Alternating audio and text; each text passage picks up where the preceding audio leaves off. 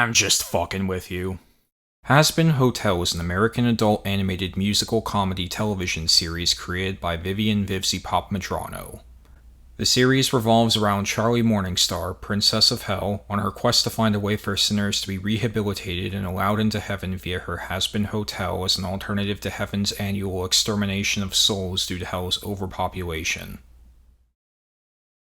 You know, there was an ICP song once, called Where's God? You may remember the group from their hit single Miracles.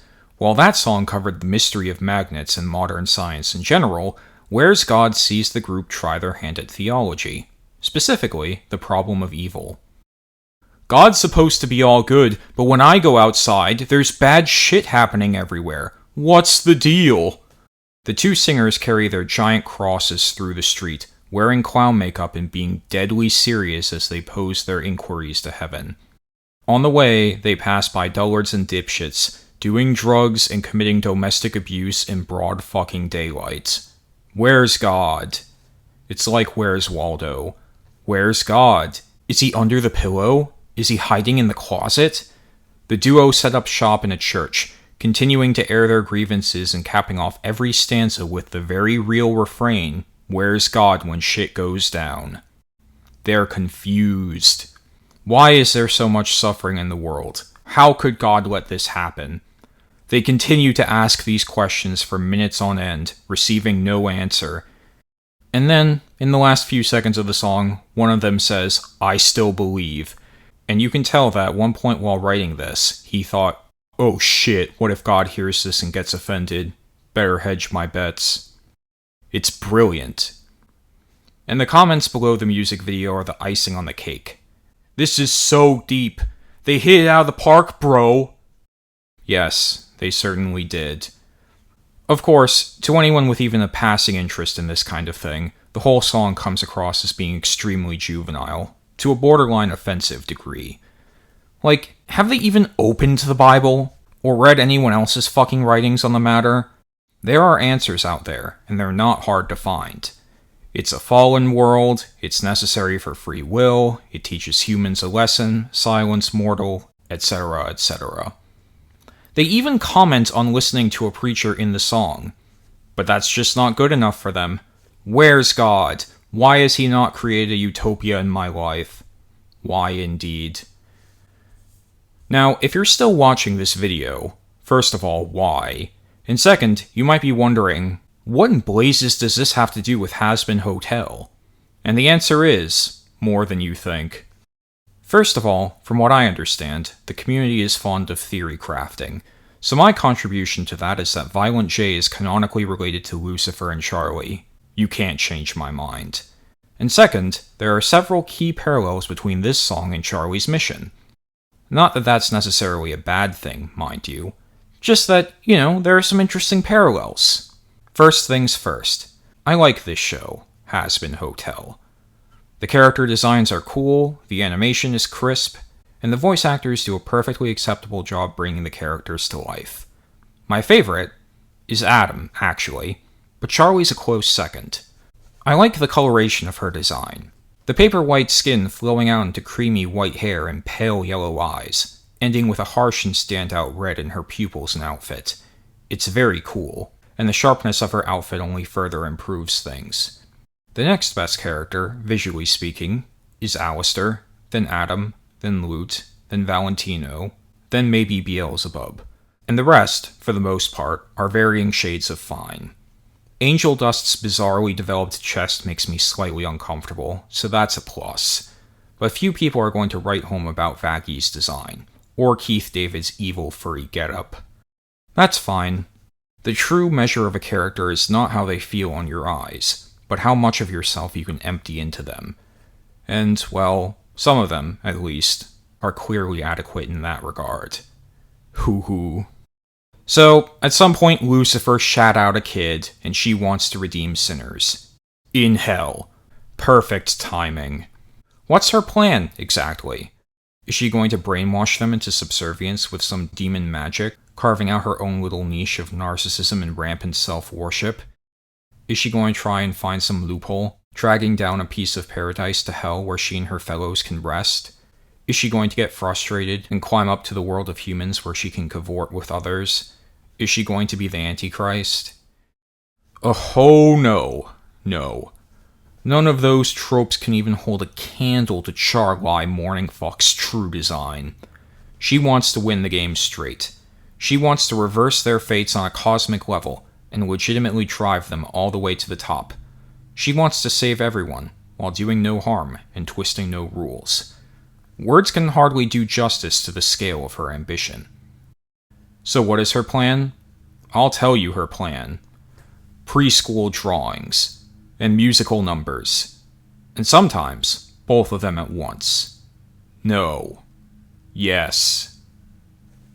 And then she goes on national television to show them to all the demons, like, hey guys, I figured it out. Does it work as a drama? Are you fucking kidding me? Does it work as a comedy?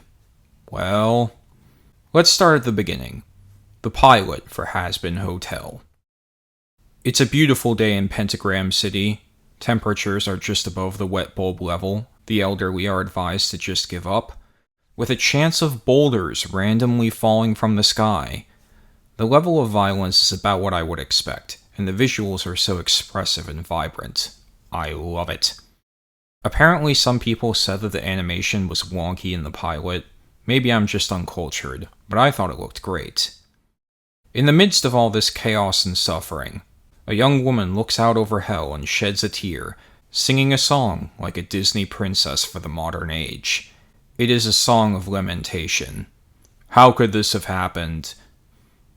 In the meantime, here's two demons fighting over, like, a piece of land with dead bodies on it. It's kind of like a Saturday morning cartoon. In the one corner, we have Sir Pentious, who wants to take over the world. He's a regular Renaissance man, keeping up with the politics of hell, serving as a capable inventor, and working as a kind of mafioso leader. But he has a dorky voice, so that means he's doomed to be C-tier at best. Join the Serpent King as family. Wait, where are my egg boys? I can't do anything without my egg boys. I'm crying and shitting my pants. I'm shitting in everybody's pants. Yeah, no love for this otaku assassin. How does he move without bruising the excess eyes on his lower half?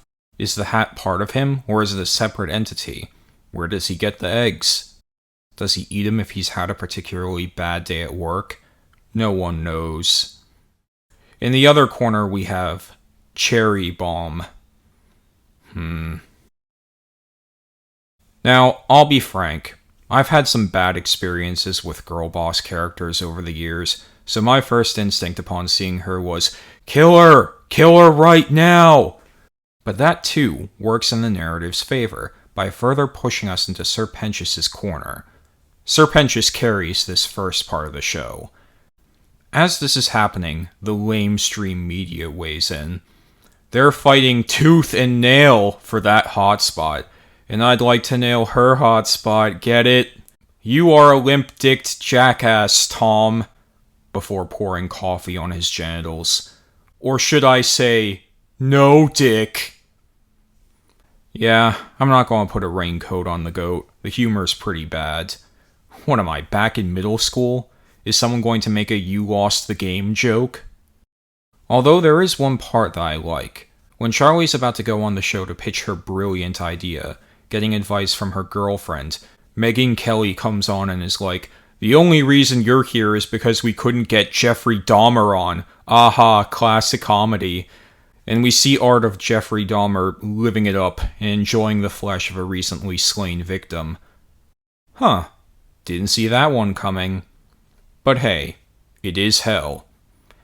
You know, there are still people alive that were hurt by this guy. She also gives us, as near as I can tell, one of only 2 homophobic jokes in the series. I do not touch doggies! That's it. Which I personally found a little surprising. I mean, Dahmer aside, Charlie is in a same-sex relationship. Shouldn't she face some amount of unjust resistance for this? I mean, it's hell, right? Where are all the homophobes?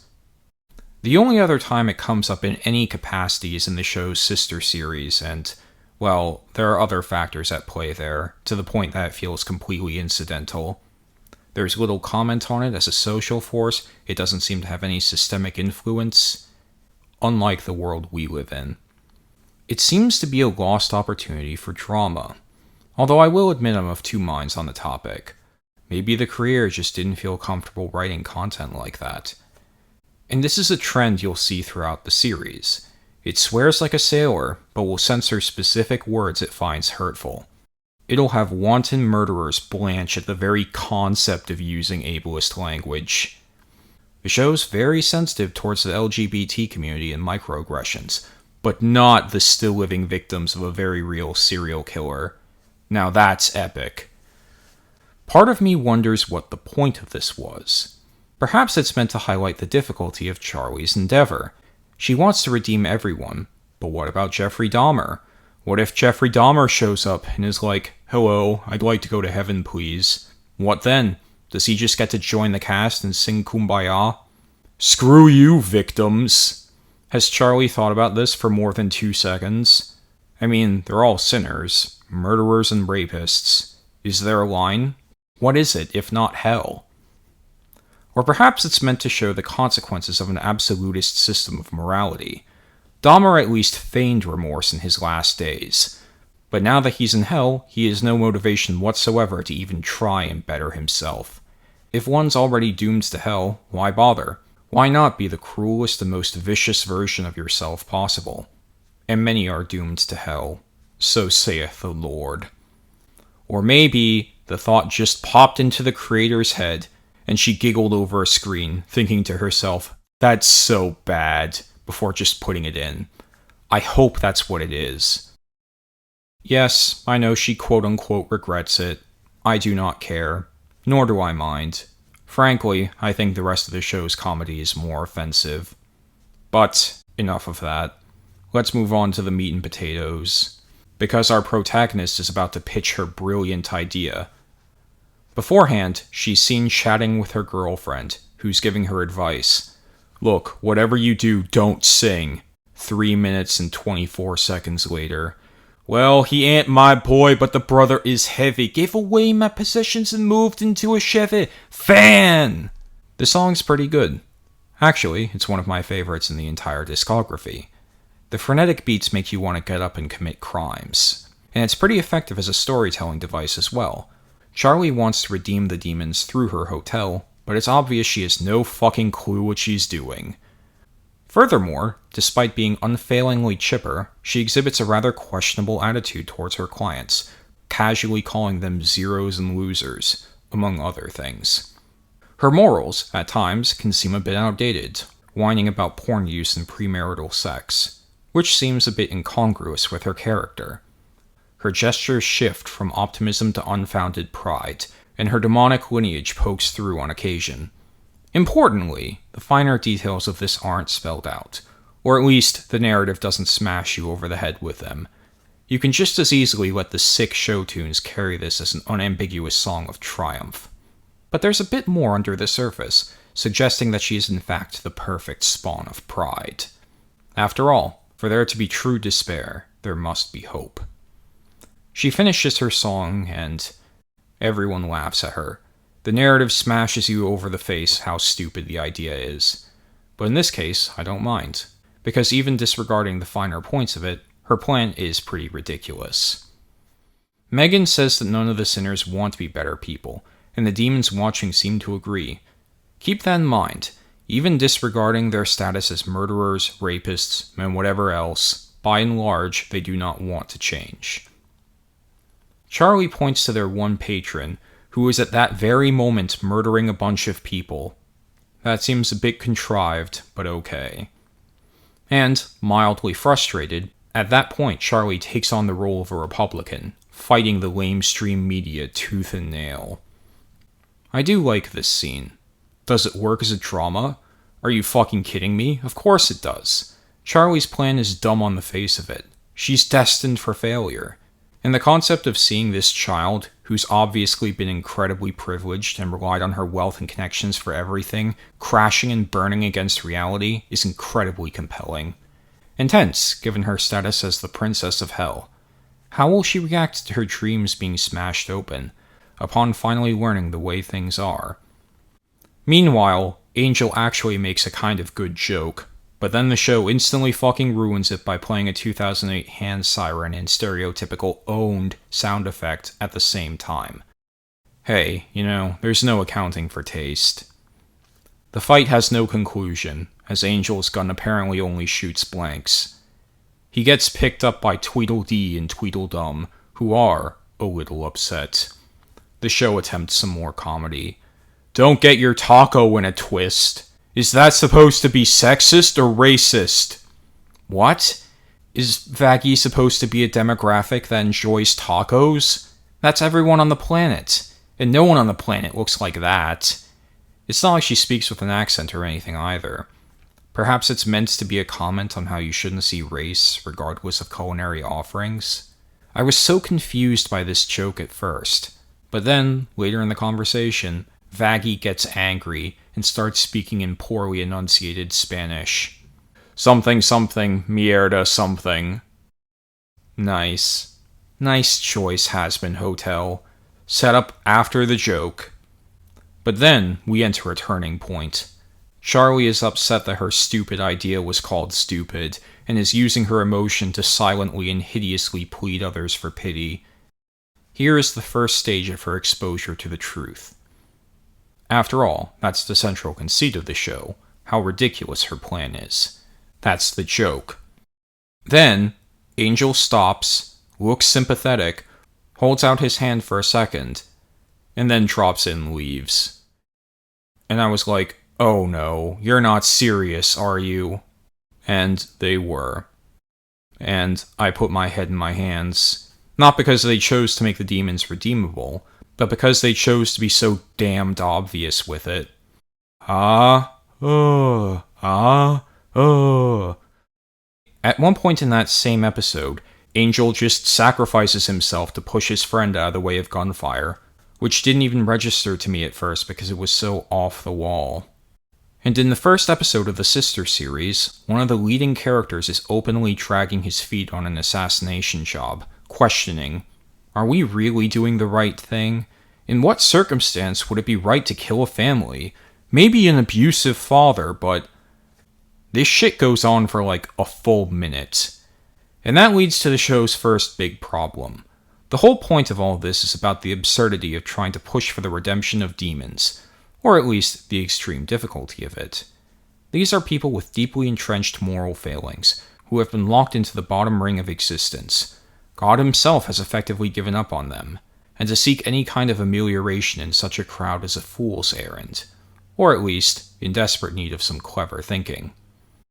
I commented on Charlie failing earlier, and that would make the most sense, but I was open to alternatives. This is not what I had in mind. This is like showing us Leland's reflection and asking us who killed Laura Palmer. Oh, who did it? It's such a mystery. No, it's not. We know that the demons can have morals. We know they can be better people. Why are we pretending there's ambiguity on this? This causes a bit of a rift in the narrative, starting from the previous scene.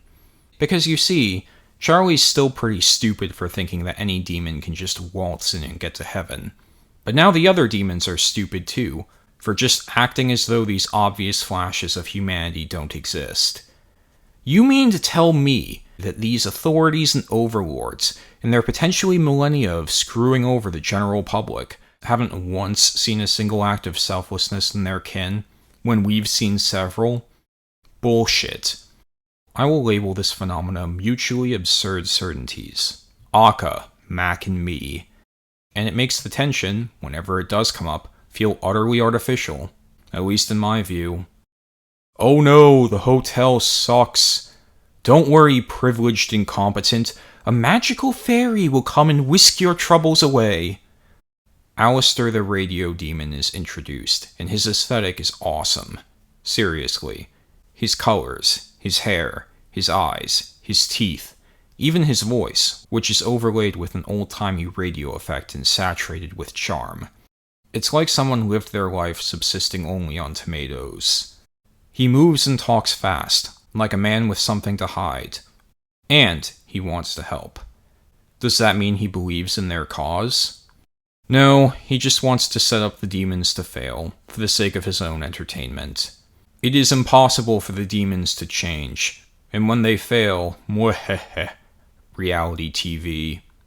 Huh, that would be great if the show hadn't fucked its central premise from go. It's a touch bittersweet, but I will admit Alastor's entertainment factor goes a long way to redeeming the show. Vaggy's monologue about how epic he is a bit forced, but he stands as a dynamo of pure plot progression, and his interactions with the rest of the cast are great. You know, I like tacos too. What can you do? I can suck your dick. No. Which is the other good joke in the episode. Alastor waves his hands and poofs up a bunch of slaves to do the grunt work, thus the problems are fixed. He sets up some tension and mystery, as it is implied he wants to make a deal with Charlie, who, of course, acts as though this whole thing was a natural progression of her own ideas. Still, she refuses in the end, revealing that there is at least a little more than empty air between her ears. Despite this, Alastor continues to fix the hotel, and he sings a song, a dark reprisal of the Pride Spawn's beat from earlier. It's short but sweet, with more flashing colors and echo of thoughts most of us probably had, an intensity that promises things won't end well. And they don't, for the one that interrupts him. Okay, that looks kind of bad. As an aside, when I was watching this, I at first thought that Alastor had tricked Charlie into taking a deal anyway, because after all, beneath the crazy visuals, she did take his hand. I thought it was a clever workaround, and that it was going to come back at some point. But no, I was wrong. Still, I consider it a good thing when the audience is inclined to pay attention in that way. So, what do I think overall? It's too early to tell. The show's a mixed bag, with some very craptastic lows, but also some undeniable points of charm, which I will say I prefer over the calm and generic. I give it an ambivalent 6.5 out of 10. There were 3 non-bad jokes, with one of them being instantly sabotaged and another being completely tasteless. However, I would still say that I like the characters, and despite some bad signs, I still am interested in the way things turn out, less from the central concept and more from the broader world building. There was one scene I didn't mention earlier, one I like. Before Alastor arrives, Charlie, still feeling doubt, calls her mother Lilith, and receives no response. As she speaks into the void, our protagonist says, "I think Dad might have been right about me," and that makes you wonder what her father thinks about her. How would the devil react to such a thing in his own domain? It fills you with a sense of unease. What else is out there? It's going to be an uphill battle, to say the least. And that ties into the next leg of this review, Helluva Boss. Helluva Boss is an American adult animated musical web series created by Vivian Vivzipop Madrano. It revolves around a collection of obnoxious assholes yelling at each other as they flagrantly ignore the rules of their setting and tell you the moral like a child every 15 minutes. You're going to need a seatbelt for this one. It's set in the same world as Hazbin Hotel. This was the first of the Helluva series that I saw. Actually, when I first read about it in an article, I thought it was some kind of reality show, like Kitchen Nightmares or Cake Boss. So, I turned it on, and got 5 minutes in before I realized, hey, wait a second. We follow a company of 4 demons, looking to fulfill assassination contracts on the land of the living. First is Blitzo, a murderer whose defining personality trait is being obnoxious. Okay, is it obnoxious in a funny way? Well, that depends. Do you like comedy where the joke is that he said a swear word? What about points where he indulges in grotesque self-pity, whining that no one loves him, for some reason, and the narrative doesn't present it as a joke, but a very serious drama? Oh, feel bad for Blitzo. Does that sound like a good time? No. The answer is no. He's the leader of the crew, too. That's just great. That means that for however many hours this is, we'll be nigh constantly subjected to the dulcet tones of Zoe's shit lips. Shit! Fuck! Next up we have Moxie and Millie, who are not as bad. Moxie's the guy, and when I heard his voice, I was like, holy shit, that's Invader Zim. That's cool. He looks alright, although the bow tie can take a hike. Moxie is the group's weapons specialist, who contributed to the concept ruining moral quandary earlier. Are we really in the right here? Are we sure we're not the baddies? He's also supposed to be the straight man of the group, but because the jokes the story gives him are so lazy, it doesn't matter. Also, he's married to Millie, the combat specialist. The presentation of their relationship is fine. A bit overdone in places, but that's the nature of the beast. He struggles with his masculinity throughout the show, with a quality that ranges from generic to pathetic. Millie, incidentally, is the best member of the group. She's a country girl with a chipper attitude, who just wants to do her job and have fun. She's stupid, and she knows she's stupid, which is a dangerous place to be. But in this case, I don't mind. She's just going along for the ride, and I can respect that. When her husband is whining about the moral ramifications of their job, she's like, oh, quit worrying about it. It's not our job to judge these guys, just to kill them. And I'm like, yeah, listen to her. She's cool. And I like her design, mostly because her eyelashes look like you could break them off and use them as an ice pick. Very intimidating. The last member of the group is Luna, who only exists so people can draw porn of her. I don't find her attractive, personally, but her personality isn't as viscerally unpleasant as some of the others, so we'll just call her character a wash. Well, actually no, never mind, I take that back. Just as Hazbin Hotel had its laugh with Jeffrey Dahmer, Helluva Boss in turn, well, it has its own run-ins with comedy. Luna, did you send me a weight loss flyer? No. Why would anyone send me this? Come on, you know why. Aha, the joke is body dysmorphia. Hey, maybe I was wrong about microaggressions earlier.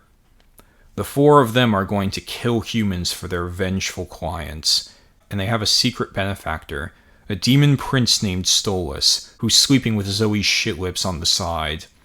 In return for sex, he'll lend them his priceless family artifact, a grimoire, that they can use to go to Earth. Now, it's worth pointing out that, by Stolitz's own admission, this is illegal, and Blitzo regularly makes it clear that this is the only way they can make it to Earth. Plus, being part of the bottom caste of hell, Blitzo's resources as a business owner and entrepreneur are limited, to say the least. So you might be wondering, how do the demons think that they're getting to Earth to do this? Shh. That's more thought than none at all. Can't have that. What adventures will this group of misfits get into? We open with a warning that remains relatively consistent throughout the series. The following cartoon contains swearing, violence, and sex. It is intended for mature audiences. And that's the first outright lie that the show gives us. Because this show's not intended for mature audiences. From its comedy to its approach to conflict resolution to its characters' internal logic and merchandising, it's incredibly obvious that this is a show directed towards children. Edgy children, who recently graduated from My Little Pony and learned that the world is shit, grappling with the reality of their existence with all the grace and dignity of a bike with one wheel. Hey, it's hard, kids. I know. Yes, the show has violence and drugs and even swearing. But let's be totally real here. Anyone whose age is in the double digits has seen that shit at least a dozen times over on the internet. Hell, for most kids it's probably a plus. And besides, if you really cared, you could always age restrict the videos. No one signed out under 18 would get in then. And if a kid went to the trouble of making a fake account to circumvent that, would he really be dissuaded by a message like this? And if you're a parent looking to find entertainment for your kids, Are you really going to stick them in front of a show like this without doing so much as a 5-second Google search on it? Let alone a show with hell in the title? No, this message isn't a warning. It's an advertisement. And it's part of the show's branding. Be careful, boys and girls. Only the cool kids could handle this. And everything else is just a blatant falsehood to cover their butts if they get called out. See? See, we warned them. Not our fault. Now, I know this whole rant might come across as a bit excessive. After all, who really gives a shit? I do. Although not for the reasons you'd assume. Honestly, I think this message was the start of my madness. Because, if they just quietly flagged the show as mature on the appropriate platforms, I probably would have watched one episode, been like, ew, and moved on. But because they have to keep trumpeting this nonsense like a herd of elephants, going on about how adult they are and how this is totes not for kids, you're constantly prodded to view things in that light. Like, oh, it's for adults, huh? Well, I'm an adult, I think. Let's see what happens when we apply some adult logic. It's about to get all adult up in here. It's a personal vendetta. I have a personal vendetta against this message. Now, I am not going to go through all the episodes in this series, because fuck that. Instead, I'll just briefly summarize the show in 2 neatly digestible concepts. And then, at the end, I'll just take potshots at random shit for another 10 minutes or so. How about that? Hell of a boss in 2 parts. The first part, the funnier part, is that it's basically a soap opera. Yeah, that's right. You were probably thinking that this was going to be some kind of supernatural action thriller, where the demons would hunt down and kill their human targets in increasingly clever and ruthless ways. Nope. That's the show's other big lie, because less than a third of the episodes actually feature them doing their fucking job. What, you might be thinking with a little trepidation. Well, what fills the rest of that time? Bullshit, for the most part. It's a soap opera where the demons are constantly going off about their feelings, complete with a running commentary from people hanging on to every insipid detail of their love lives. Oh my god! Could you believe Blitz was so insensitive to Stolitz's feelings? I know! He needs to learn how to love again, or that relationship is going nowhere! And you know what? Hey, everyone has what they like. Maybe you like romance novels. Maybe you see a bit of yourself in these circumstances. I won't judge you for that. What I will judge is the story's tendency to pull out a megaphone and tell you the moral directly. Hey, I'm an asshole. Wanna have sex? You think I would violate my friend's trust by sleeping with their ex, especially one who fucked them over the way you did? And then they try to distract you from that with the worst joke imaginable. But I have a big dick. Oh, well, in that case, come on in, let me spread my ass. Awful. You chase everyone away because you're scared of intimacy. Maybe Moxie wouldn't ignore his family if they didn't force him to rub elbows with abusive people. You think you need to be this perfect model performer, but that's because Mammon is always forcing that image onto you. The issue with this is that it's completely artificial, condescending, often slows the pace of the scene to a crawl, and, oh yeah, they're supposed to be demons. And you want to remember that part of it? They're demons, making the more saccharine moments feel particularly jarring. Or maybe it's just me? Am I the only one who thinks that a demon going out of its way to tell a disabled child that they can do anything, or the embodiment of lust telling kids the importance of getting consent is a little off-tone? Whatever. I agree with both of those sentiments morally, mind you. Oh no, Moxie had a breakdown because some teenage school children didn't like him at summer camp, and it's also not presented as a joke. We need a box of tissues and 50 cc's of bullshit, stat. And it goes on and on like that. But the most ridiculous cases of this soap opera BS are the ones that go political, hitting the big leagues. To give context, I'm normally on the opposite side of this. I love seeing the real world in fiction. When Saw 6 tackled the health insurance industry, I was like, hell yeah! When the Star Wars prequels took their stab at democracy and wartime powers, I was like, you tell 'em, Padme. The difference is that those shows at least pretended to take themselves seriously. When your show is a fever dream at best, however, you may not be the next Alexander Hamilton. What health insurance do you have? Oh, none? Then just die. Blitz, some politician is trying to convince people that global warming is real. But it is real. Yes, but if nothing is done about it, more people will die. I wonder what side of the aisle these people fall in. Isn't California a trash pit? Isn't celebrity culture fucked up? Feel bad for the poor multi-millionaires. Now, normally, I would agree with that sentiment. But when it comes at the expense of an actual show and is repeatedly smashed into your face with the subtlety of an isekai truck, and directed towards demons no less, then I'm a little less sympathetic. And you know, it doesn't help that the commentary is pretty simplistic either. Fans can be toxic. I know. Business owners can be toxic. I know. I'm sorry. I know just repeating what the show says is probably getting a little old at this point, but there's a reason for that. Imagine being subjected to this level of discourse for hours on end. Would that not get tiring? And the thing is, it's so abrasive that it actually drives you away from the message in the first place. You want to know who my favorite character in the celebrity culture episode was? Mammon. And it's not because I thought he was in the right or anything, because he's not, duh. But because it seems like the creators hated him so much that they left out key details on his background and character. He's the sin of greed, a jester of hell, and a manager type. Feel-bad celebrity man idolizes him from his childhood, but other people criticize the sin, saying, among other things, that he doesn't do clown stuff anymore.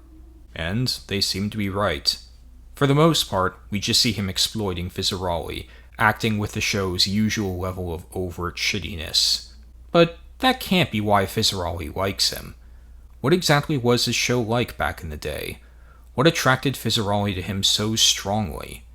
And what motivated him to move to a more managerial role? Also, what kind of connection does he have to the robots of Fizarali? His influence is everywhere. This could have been a somewhat interesting story about how some celebrities decline, and one's evolving attitude on art, which would be contrasted against the more obvious case of Fizarali's breakdown to create a fuller picture of the media in general. Instead, I'm not being exploitative. If you say I'm being exploitative, you're a dickhead. If you're a chick, maybe give up on your dreams now, 'cause I'm not going to lie, women just ain't funny. Oh my god. Things I don't like, the character. See, don't get me wrong. I disagree with Mammon. Woman can definitely be funny. Jenny Nicholson. I'm sure there are others. But as a perhaps unintentional consequence of presenting this very important character in such a simplistic light, the creators open up certain details to audience interpretation and questioning. We know, in excruciating detail, exactly what the deal is with feel-bad celebrity man and most of the main cast. But with Mammon, there's an air of mystery, or at least the potential for mystery, which benefits his character. Plus, his design is cool. It's a bit derivative of Adam, which is why I didn't comment on it earlier, but he makes good use of the show's vibrant color scheme and general aesthetic. Whether it's his default Christmas tree look, accentuated with jingling bells, or his stinkbug spider form, which I think is a step up from the previous Sin releases, he's definitely the most visually interesting person in the episode. His expressions are killer, and he speaks in an awesome Australian accent. And, you know what? When he's not serving as a ham-fisted metaphor for bad employers, he's actually kinda funny. Funnier than the rest of these shitbags anyway. Who's this dumpster diver you got with you? There he is! How's my bright shiny brand baby? Careful, Oz, I have collateral here. No, you don't. You think you can threaten me by revealing my forbidden relationship? Well, too bad, because I exposed it myself. There, no more tension, boom!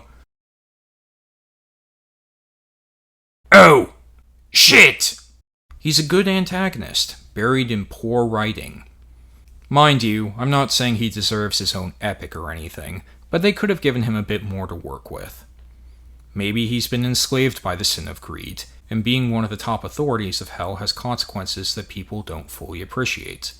And that would feed into Hazbin Hotel's themes of redemption, for good or ill. But wait, no, that can't be it, because the two other sins we've seen are perfectly well-adjusted adults. So, never mind, I guess. That's the end of that interesting idea. So, to summarize, I am generally not a fan of the soap opera aspect of this show. There are a few moments that are actually decent, a bit less grating, a bit more authentic, or at least interesting, but they are few and far between, far from enough to compensate for the rest of this nonsense. However, that's only one part of the show. Part 2, the actually good stuff, specifically the action and music. There is violence. It is what I came for, and although joined by a menagerie of unwelcome guests, when it arrives, I am satisfied. The standout is actually in Season 2, Episode 3, believe it or not. After 20 minutes of complete bullshit, Millie has had enough, and she needs to kill her way to Moxie, to prevent him from being married to Chaz the Sex Pest. And what follows is an orgy of violence. It's cartoonish, but varied enough, and intimate enough, to win my approval. The way the bodies come apart like overripe fruit, and black blood accentuates each move. The creative use of each body part as a weapon, jaws as a guillotine, intestines as a noose, and, of course, the frenetic pace of it all. There's something to be said for taking moments like these slowly, letting the weight of each action fall. But this scene being so concentrated, so rapid, it has an overwhelming quality to it. Super saturation. And it's sort of funny, too. Moxie's asshole dad is screaming throughout the whole thing. What's wrong with you guys? She's one person. How is she able to take out like 100 dudes with guns? Are logic and reason taking a nap or something? Personally, I think they left the building a while ago. At some point, the priest is like, fuck this, and just leaves, as quickly and abruptly as everything else. The dildos work much better as a comedic tool when they're not the main punchline that everyone's soy-facing over. And then, in the end, one other dude randomly comes up to get mulched. It's almost as if this scene is attempting to compensate for everything that came beforehand. Does it succeed? No. But it is entertaining, sincerely. The other scenes like it operate on a similar, albeit less intense manner. This is what the show's good at, reducing perception to a portrait of excess, a pure expression of beastly id. I just wish they could have built out these scenes longer, and extended the build-up, without it succumbing so often to vapid emotionalism. It only really succeeds in that once or twice, and the second time is a bit light on gore. Fie. One of my favorite characters is Stryker, because he is a badass mercenary that actually tries to keep the story serious, but he doesn't realize that he has a furry design, meaning that this attempt is destined for failure. Take me seriously. And then, of course, we have the music. The music is good. Even the songs based on grotesque sentiment can carry a good tune, and the variety really adds to the experience. Some of my favorites include Lululand, Verosika's song, Look at This, and Clown Bitch.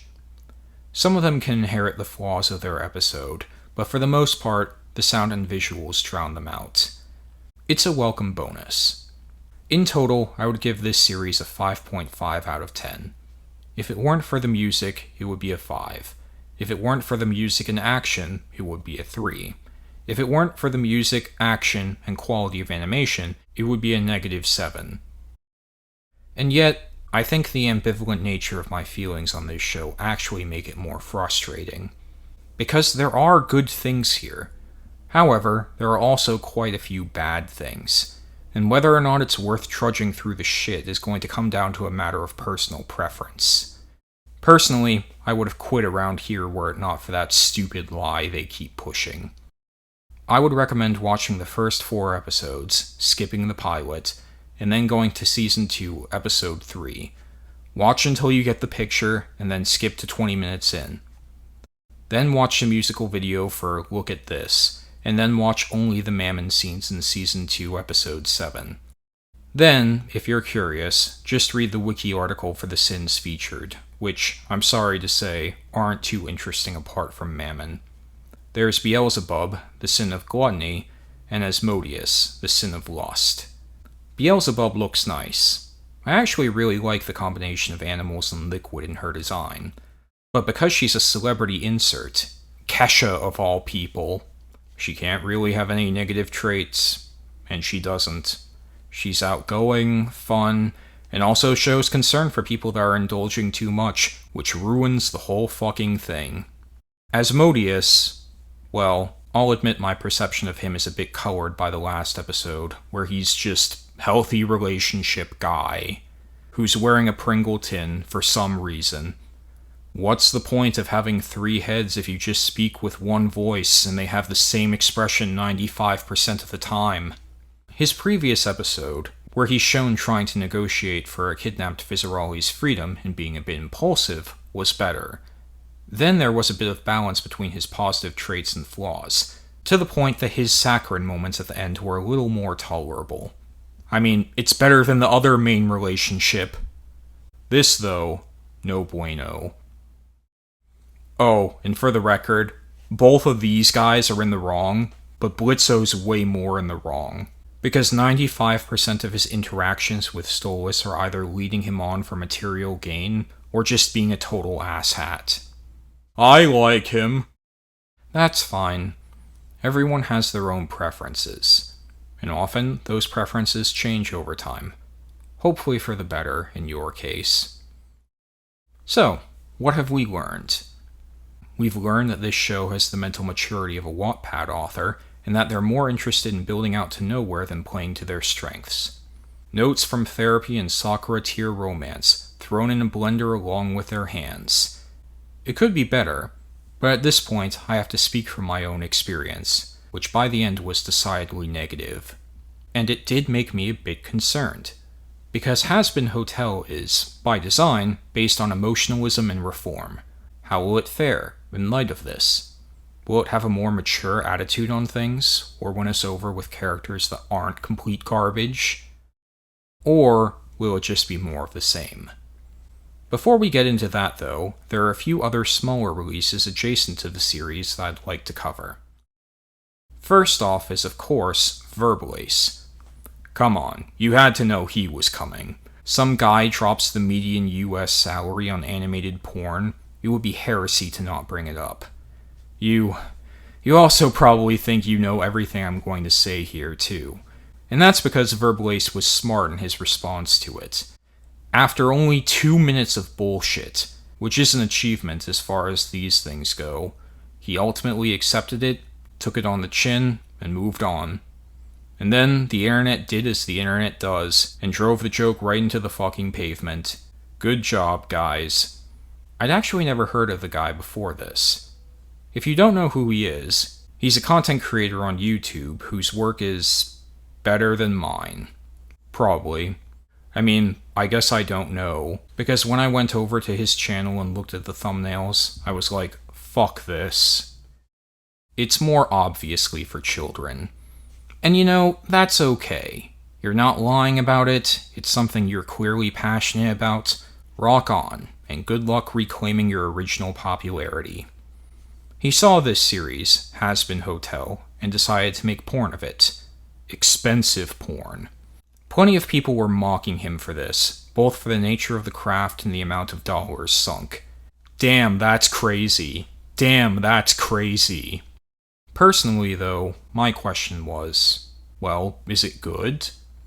If I was of the disposition to spend $50,000 on porn, I would want to make sure it was up to snuff. I would make sure it was the most enthralling pornography that ever existed, be it a movie, comic, game, or interactive experience. Honestly, the stylization is a bit much for my tastes, but I can understand people being attracted to her personality. And though it's rare, pornography can be an art, usually ironically. So, does Verbalace's little foray into the realm of sex reach that threshold? Let's see. We see someone's bedroom and, hey, it's like that Shrek video from back in the day. That's cool. Our young protagonist is whisked to hell, where no demons are present except for Charlie. Apparently she chanted a spell to bring him to her, and wants to have sex with him. Badly. Like, to the point that she doesn't seem to care for his permission, and roofies him with magical bullshit to get her way. My question, upon seeing this, is, why? Why is she so desperate to sleep with this guy?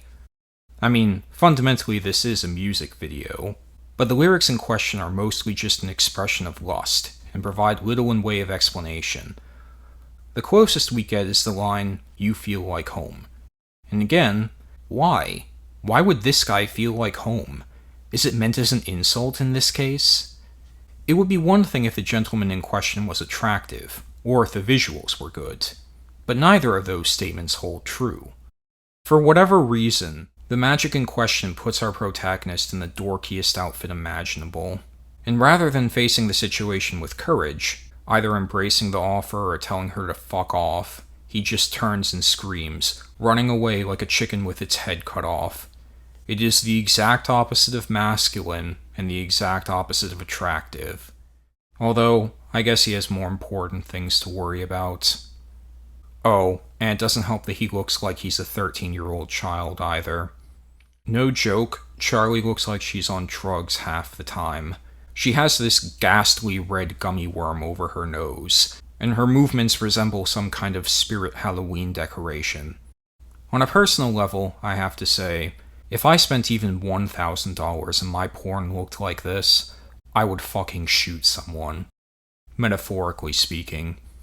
Little did I know at that time that there's no actual sex. It's just shit for brains kissing him, while both parties are still in their undergarments. No ass or crack, no full-throated penetration or creative movements to speak of, just the vague feel of plastic. And since the video is uninterested in providing any visuals to speak of, the aforementioned narrative gaps remain the key focus. The video is all pretense, but the pretense is nonsense, and not in a good way. What's weird is, there seem to be hints of some larger story. We see Charlie going to some lengths to secure the protagonist in the first place, and she's clearly mouthing words before the lyrics actually start. What are they? I feel he could have improved things by making that context more clear. Like, how about this? At the beginning, Charlie's like, for the ritual to work, I need the hottest guy on Earth. Who's it going to be? Oh, of course, this fucking guy. He may not be the strongest, he may not be the smartest, but he drew crude depictions of pop culture figures mouth-farting at each other for 5 minutes. What woman could resist a wit like that? And so on. At some point while Verbalace is running, he could be like, this is my kink, to ensure that proper consent is being observed. I mean, come on, Charlie. If you're not careful, Asmodeus will bust down the door and give you a 2-hour lecture on the importance of boundaries and mutual respect. Maybe, just maybe, you could have scaled this whole thing back to a more workable level. I mean, you're not fooling anyone with this, it was an alternative project horseshit. Who would even watch this? What person would get up in the morning and think to themselves, you know what I want to see? The worst of softcore. Remember, the purpose of porn is ultimately to titillate. It's all well and good to have a story, but whatever you have has to be compensated for with a money shot. For 3 minutes, this isn't enough. The protagonist's dick should be poking around the insides of Charlie's stomach in an improbable display of girth and length. Her internal organs rupture, but she's the demon princess of hell, so it's okay. This is the true meaning behind their connection. Just as she needed him, he needed her. Something like that. I give this beat a 2 out of 10. The music is nice, at least. Next up, Brandon Rogers. This guy is one of the writers of Helluva Boss. make of that what you will. And he made a video called Blitzo vs. Grandpa. It's live action. Blitzo, in the form of a puppet, performs dynamic entry on a hapless old man, declaring that he's going to kill him. But what's this? The old man has moves, and Blitzo has some unexpected difficulties finishing the job. The two have a battle sequence, interspliced with both of them talking to a mockumentary crew, explaining their thoughts. He throws a bottle at the elderly man struggles to cope with dementia, and it seems things could go one way or another. Damn it, this is why no one likes possums. The jig is up, old man. Time to die. And you want to know something crazy? This is actually kind of funny. Oh my god, a dog stick. Well, you know what dog dicks do. They fuck bitches. This gave me a bit of an existential crisis. Why was I finding this guy funny now? The worst character in Helluva Boss? Am I just a huge hypocrite? No, it's just that he actually has something meaningful to contrast against for once. Moxie was too weak and inconsistent to function as an effective straight man, and Stolitz only really clashes with him during romantic scenes, which aren't funny so much as they are annoying. Furthermore, the environment of Helluva Boss is already so outlandish that Blitzo's personality ironically loses its novelty. He comes across more like an excess of his world's order than a relief from it. It's terrible. But here, both by virtue of the Grandpa's character and the fact that it's live action, combined with some creative visual direction, Blitzo's character can finally flex itself. And it's good. Of course, after about a minute, the stupidity of the scene catches up to him, and then things quickly go downhill. More of the 3-year-old writing comes through, and it doesn't quite stick the landing. But for that first minute, it was good. I give this video a 6.5 out of 10. As for the rest of Brandon Rogers' content, well, I didn't watch all of it. For the few videos I did see, however, here are my comments. It's a mixed bag, with quite a few misses, but also a few hits. What about you two? You two fucking? That's my dad. That's not what I asked. They keep adding letters, but I keep adding tolerance. When can we skedaddle? Which makes it better than Helluva Boss. That's what I'm going to say. Next up, Christianity. What? It's a show about hell. Why would I not talk about it? No, don't do it! No, I'm gonna fucking do it. So find your nuts and let's go. Christianity is an Abrahamic monotheistic religion based on the life and teachings of Jesus Christ. It is the world's largest and most widespread religion, with roughly 2.4 billion followers, comprising around 31.2% of the world population. Its adherents, known as Christians, are estimated to make up a majority of the population in 157 countries and territories. However, as with most things, the broader and more popular an idea is, the less useful an initial label becomes. There are many subsections of Christianity, each with their own interpretation on the specifics of the faith.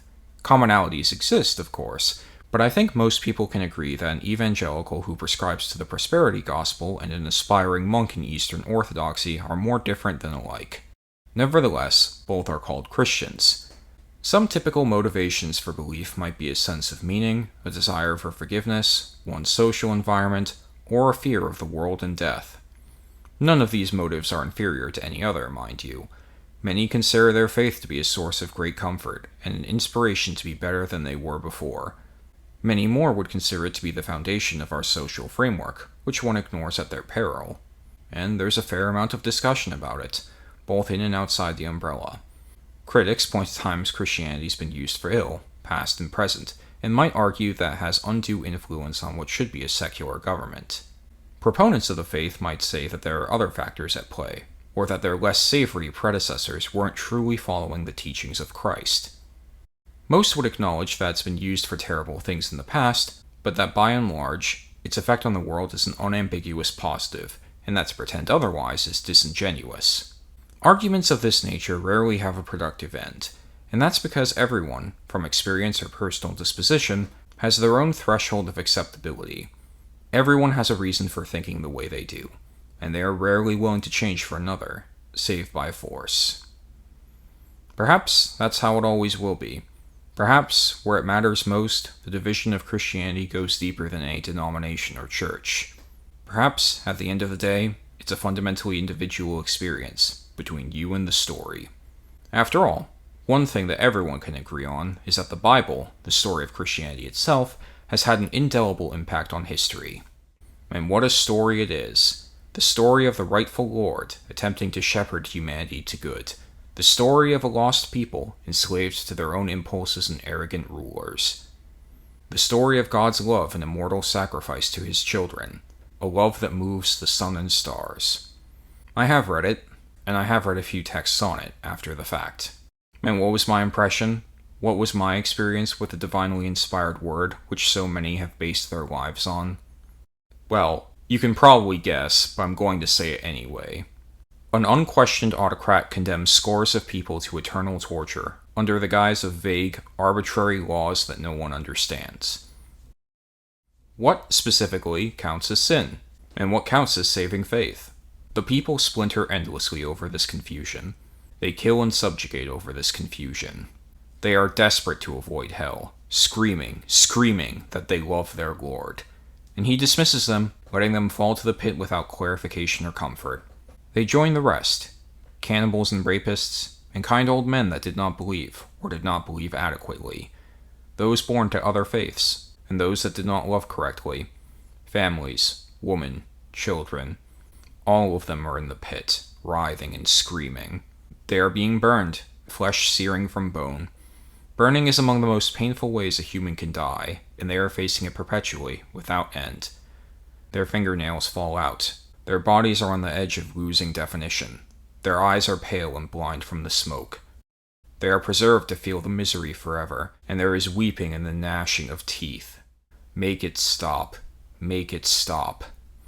The new entrants immediately add to the screaming as they join the pile. They scream because of the pain, yes, but also from the knowledge that their whole life was a waste. All that they put into their faith, all that they tried to do to invite the Lord in, all for this. Why? Why? Where did they go wrong? There is no answer, and there never will be. Only the smell of burning flesh under the gaze of one that would call fear love, and deem all of humanity as worthless apart from him. And this is what the Christians call good. Of course, Christianity has a broad range of interpretations and followings. Some believe the hell would only be reserved for the cannibals and rapists, and slavers and the like. Obviously, this does not refer to them. But plenty of people, more than you think, would call it good. They full-throatedly scream that all of humanity deserves a torture worse than Guantanamo, Auschwitz, and Nanking combined. They scream that they love God. They don't want to go to hell. And then, of course, the question of Christianity's veracity comes into play. If it's true, then their mentality makes sense from a certain unethical perspective. If it isn't, though, that just makes it pathetic, doesn't it? They are sacrificing their lives and effectively condemning all of humanity for nothing. Nothing. Nothing.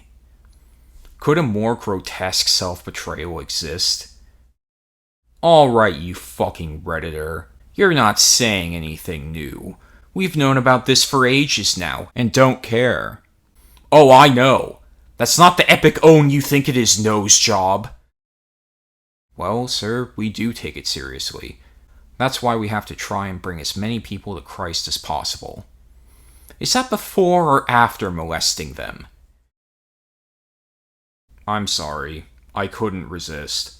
I know that's also an old joke. But don't you see? The multiplicity is itself an issue. How can you be sure your interpretation is correct?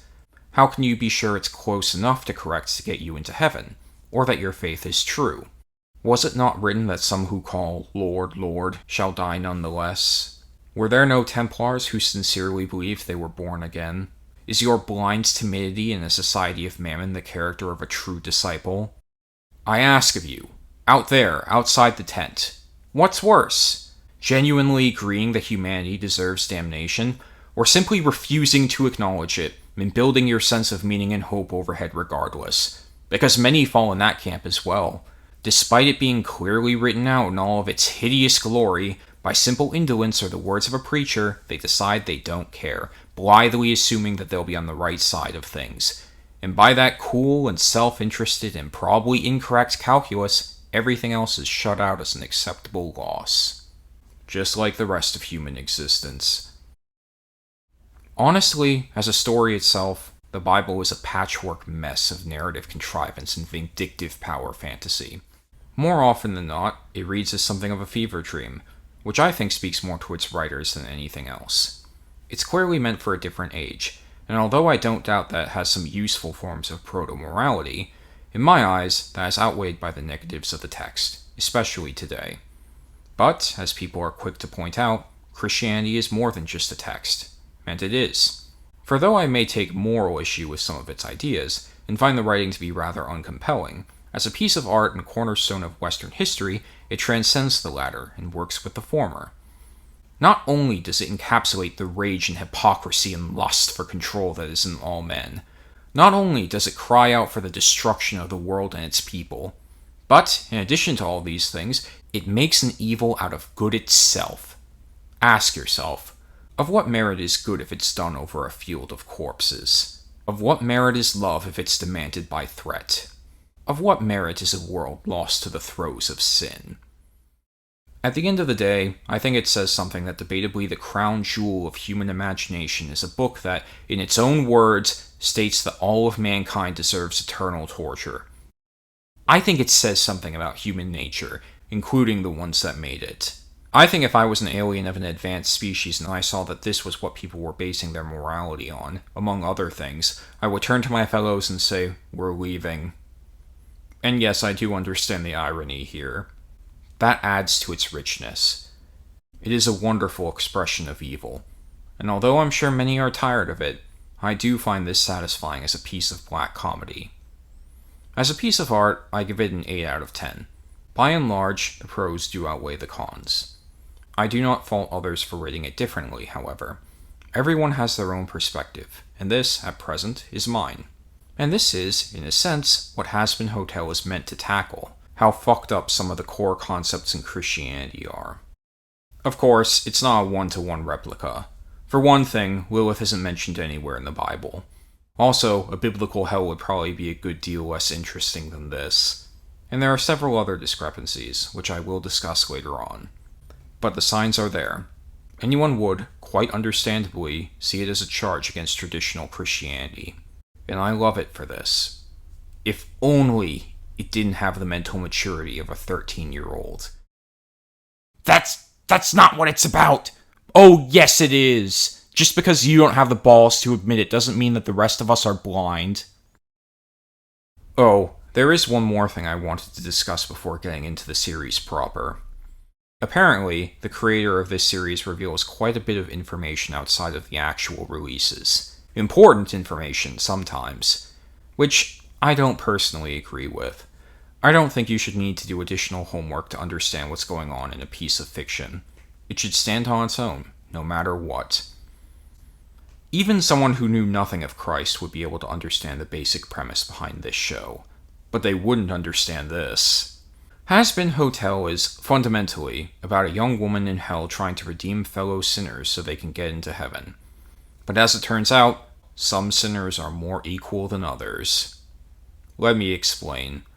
So in this setting, hell is divided up into 7 circles, and apparently every damned human just resides in the first ring, the Pride Ring. The rest, including the main cast of Helluva Boss, are naturally hellborn demons who never had a human life of their own, and develop their own societies in the other rings, informed by greed, wrath, and so on. They can't go to heaven, or Earth usually, and in return can't be targeted during the exterminations. But you understand that's fucked up, right? That's way more fucked up than the exterminations. At least with the exterminations, it's happening to people that, you could argue, deserve it. From the very beginning, these guys never had a chance to be better. They never learned what goodness and light were. They were swept up from the circumstances of their birth, often from beginning to end. And it's not like they all enjoy it either. Plenty adapt, but you can't tell me that life in the Greed Ring is particularly fun. Moxie in particular doesn't fit in. He's a hellborn demon who ponders the morality of his work and sings unironic love songs to Millie, which gets them in hot water in the lust ring for prioritizing genuine human connection over sexuality. Which is to say nothing of feel-bad celebrity man and Asmodeus. Don't these people deserve a chance at redemption more than anyone else? Those that never had an opportunity to begin with? Why not direct at least some of your efforts towards them? Maybe pay off some debts, maybe offer an alternative for people on the losing end of power struggle. I mean, if Asmodeus is a huge romantic hypocrite, I'm sure you wouldn't have to dig deep to find a base. It would be one thing if this was just a matter of priority, but it seems like Charlie completely ignores everything outside the Pride Ring. From her language to her plans and every action, it's always just about the sinners, never the Hellborn. What, do the Hellborn not die out at obscene rates? Are their deaths somehow less offensive? Why do these assholes get first crack? Because they're your people, and these guys aren't? That's not even true. Perhaps this is yet another comment on the limitations of Charlie's ethics. There have been clues of this scattered throughout the narrative. Some subtle, most not. My favorite, I think, is a secret picture of Charlie with her ex-boyfriend, the other one. It's a brilliant work of character design, because just looking at this guy, you can tell, he's a toilet. I think I speak for everyone when I ask, where did I go wrong in life? It's probably a lack of blind submission to authority. Now, on to the proper series, which is on Amazon. Great. Wait, is that what I fucking think it is? In our first epic episode of Hazbin Hotel, set after the pilot, the princess opens with another story. Lucifer is innocent, heaven is evil, yeah, whatever. One thing in particular stood out to me here. Early on in the tale, Charlie says, heaven was ruled by beings of pure light, angels that worshipped good and shielded all from evil. And you might think good and evil in this context are just a metaphor. But hark! Look, two figures, clearly and shamelessly embodying these very fundamental concepts with a few funny faces. Oh no, we're speed running to the lore of Supernatural. Pretty soon we're going to have characters running around with ridiculous names, like the Darkness or the Nasty. I swear, if they take the coward's route and these two dipshits are meant to be the actual replacements for God and the Devil, I'm going to resort to some alternative methods of stress relief. Let me take a wild guess as to how this is going to play out. The Elder Angels are the main villains, and it turns out that they've just been sheltering good this whole time. Good's not evil, it's just naive, with no idea as to how the world is. And it needs to acknowledge and confront evil to transform into true good, thus bettering the world in a way that is meaningful and real. That's what the final conflict of the story is going to be, in some twisted parallel to Charlie's original character. Is that the deal? Nah, I'm probably way off. In the beginning, there was Adam and Lilith. There was a disagreement between them. "Get on your knees, bitch," said Adam. #yikes, you're gonna get ratioed on Twitter for that take, bitch. Not if I ratio your head from your shoulders. Thus began the sexist crisis. Drawn in by her fierce independence, Lucifer found her, and the two rebellious dreamers fell deeply in love. So you see, it's not that Lucifer is evil, it's that everyone else is evil. Yeah, they just don't get it. And to support that view, Lucifer immediately gives evil fruit to Eve, and the world falls to ruin and death. Oops. Oh fuck, forgot to carry the 2 or something. And my favorite line in the story is immediately afterwards. As punishment for their reckless act, heaven cast Lucifer and his love into the dark pit he had created, never allowing him to see the good that came from humanity, only the cruel and the wicked. Ashamed, Lucifer lost his will to dream, never allowing him to see the good that came from humanity. Okay, personal feelings notwithstanding, let's take a look at how humanity has been depicted in this universe so far. There's been the family of murderers, the authorities that do this, the teenagers that are so sex-addled that they don't mind their fellow man being murdered 5 feet away, the business leaders who are political caricatures, the mall Santa who's a pedophile, of course, the children who for whatever reason are depicted as being slightly more realistic, the FBI who casually threaten torture, the residents of Los Angeles, and of course the teacher, whose veneer of morality immediately crumbles at the slightest sign of duress. You know, I'm going to go out on a limb here and say that Lucifer should be ashamed of a world like this. And maybe you shouldn't present this as some dramatic element unless you actually provide build-up for it somewhere that isn't nowhere. Unless, of course, that's part of the joke. But personally, I think that's giving this show a bit too much credit. The demons are more sympathetic than these fucks. I do like this story, though. It's such obvious propaganda, and Charlie's so obviously the target audience, just mindlessly gobbling it up with zero critical thought. It's brilliant. Alastor makes a commercial for the hotel, but he makes it deliberately bad, because the others preferred a television commercial instead of the obviously superior radio broadcast. It's bad. The others make a commercial for the hotel, and they also make it deliberately bad. Well, not deliberately bad.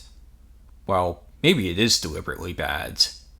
Maybe I can fix it in post. Do you even know what that means? No.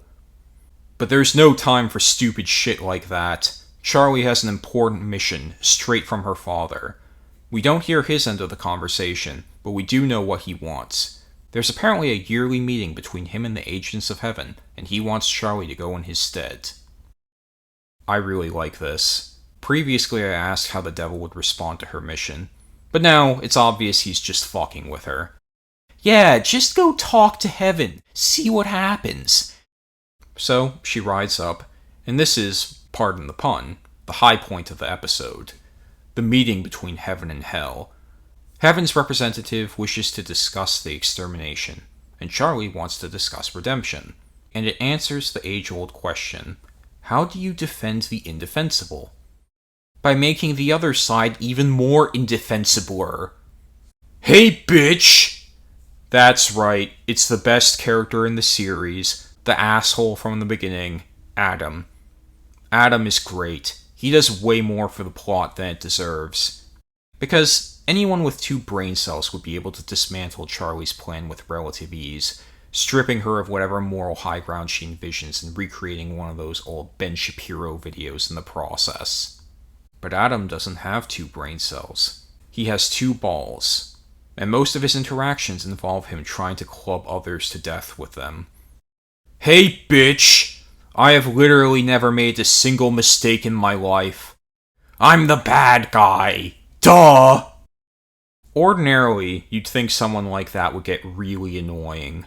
But then, most of this show is annoying, so he fits right in.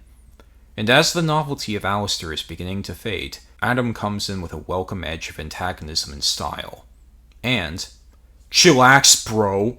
So I told this bitch, I'm an alpha, give me sex, and she instantly complied. He's a douchebag, an exaggerated reference to college fraternity brothers who constantly whinny about sex and other pointless garbage. But this time there's murder, and a cool design, a moral purpose, even if it's just incidental, and a kick-ass song. So that makes it better. After he punishes Charlie for the crime of existing, he's ready to pack it up and go home. But Charlie's not giving up yet. She forces her way to the front, hurriedly telling him and his cohort about her plan to redeem demonkind. Wait! Look at my art! Isn't it beautiful? And this is one of my favorite moments in the episode, because you can tell exactly what's going to happen. Look how unimpressed they are. I can do it! I can save everyone! Okay, even disregarding the obvious issues with Charlie's plan, let's take a step back here. These sinners are people that have earned their place in hell. Despite being on Earth, despite knowing good and being warned, they chose evil, and this was the end result. God himself gave up on them. But Charlie doesn't agree. She still thinks she can save them. she thinks he was wrong, and that she could do what he couldn't. In practice, she thinks she'd be a better savior than Jesus himself. Of course the angels aren't going to like that. And Adam pours all that out on her with his song. Oh wait, no he doesn't. He just sings about how much he likes murder. And for those of us with divine ordainment, extermination is entertainment. Chuk-chow blammo guitar solo, fuck yeah. Fair is fair, an eye for an eye. Get it? It's like that thing Jesus said not to do. This is, I think, the best song of the bunch. It's a rip-roaring tide of murder, lust, and ecstasy, lording over the protagonist with all the glory of his station. It's a villain song, and the pattern with those songs holds, at least in my eyes. It also distracts us from the incompetence of Charlie's position, and in this case at least, I don't particularly mind. Adam grabs a hold of the paper-skinned fuck and gives the show its time pressure. This time, the extermination will be held earlier. Not in a year, as is usual, but in 6 months. And he tosses her out. Later, at the hotel, her vagina friend asks how it went. And Charlie lies through her fucking teeth. Yeah, they listened. Which is the exact character you'd want from someone meant to save the world. Is this going to be a point of drama? Is she going to realize she was wrong and tell her friends the truth?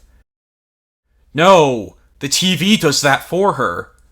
The extermination's in 6 months now. Everyone start shitting your pants! We briefly see Hell's reaction to this. It's not funny. Although it could have been. This would have been a prime opportunity for some comedic reactions, and what little social order there is in Hell completely unraveling. Think the fire drill from The Office. Maybe coworkers just randomly start killing each other. Maybe we cut to Mammon just breaking into a vending machine and stealing the contents. But no, we're just given a second of sound effects, a second of someone yelling, and the character is mostly saying, people aren't happy. Weak. And then we see the real reason Heaven's doing this shit. One of their own got killed, decapitated like a Thanksgiving turkey, which has never happened before. Adam's sidekick says they should kill them all then and there, but Adam insists on sticking to the plan, saying, No, we can't risk them catching on. Wait, what? What do you mean catching on? Her head is missing. You don't think whoever took it has already put 2 and 2 together? Come on, Adam. You started off so strong. When I saw this, I thought to myself, okay, I think I get it. Angels are traditionally much stronger than demons, but angels can fall. And Adam's crew is behaving in a way that's unbecoming of Heaven. They're arrogant, they're depicted as reveling in their murder, they look exactly like demons, they're falling to sin, even if they don't realize it. The demons aren't getting stronger, the angels are getting weaker. And when they come down to kill again, their sin will have eaten away at them so much that the demons will actually be able to fight back. That's a decent idea, right? But no, I was wrong. In any event, that's the end of episode 1. Although it still has a lot of the same faults I've described earlier, I do like it a bit better than the pilot, mostly because of Adam, and it leaves some room for 7 more episodes. So where does it go? Oh, thank God, Sir Pentious. It was so horrible. They were acting as though this was funny.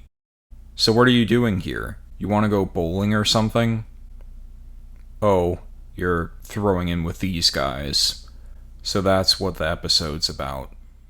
Charlie actually gets another patron, but you see, another demon group is watching from the shadows. This demon group is called the V's, and they are, like, the Team Rocket of this setting. They are business-oriented overlords, and present themselves as these terrible threats. But, to be honest, we don't really see much of that this season. Valentino's the only one who comes close, but that's only with Angel. Outside of that, he's just an oversensitive shit rag, who's reeled in by the most pathetic of the bunch, Vox, whose very first major scene has him trying and failing to cope with Alastor's return. It's like the coyote and the roadrunner. It's like shit falling into a toilet. Velvet, the third member of the group, sings one song, and then does nothing for the rest of the season. You see, they call themselves the Vs, but that's actually a misnomer.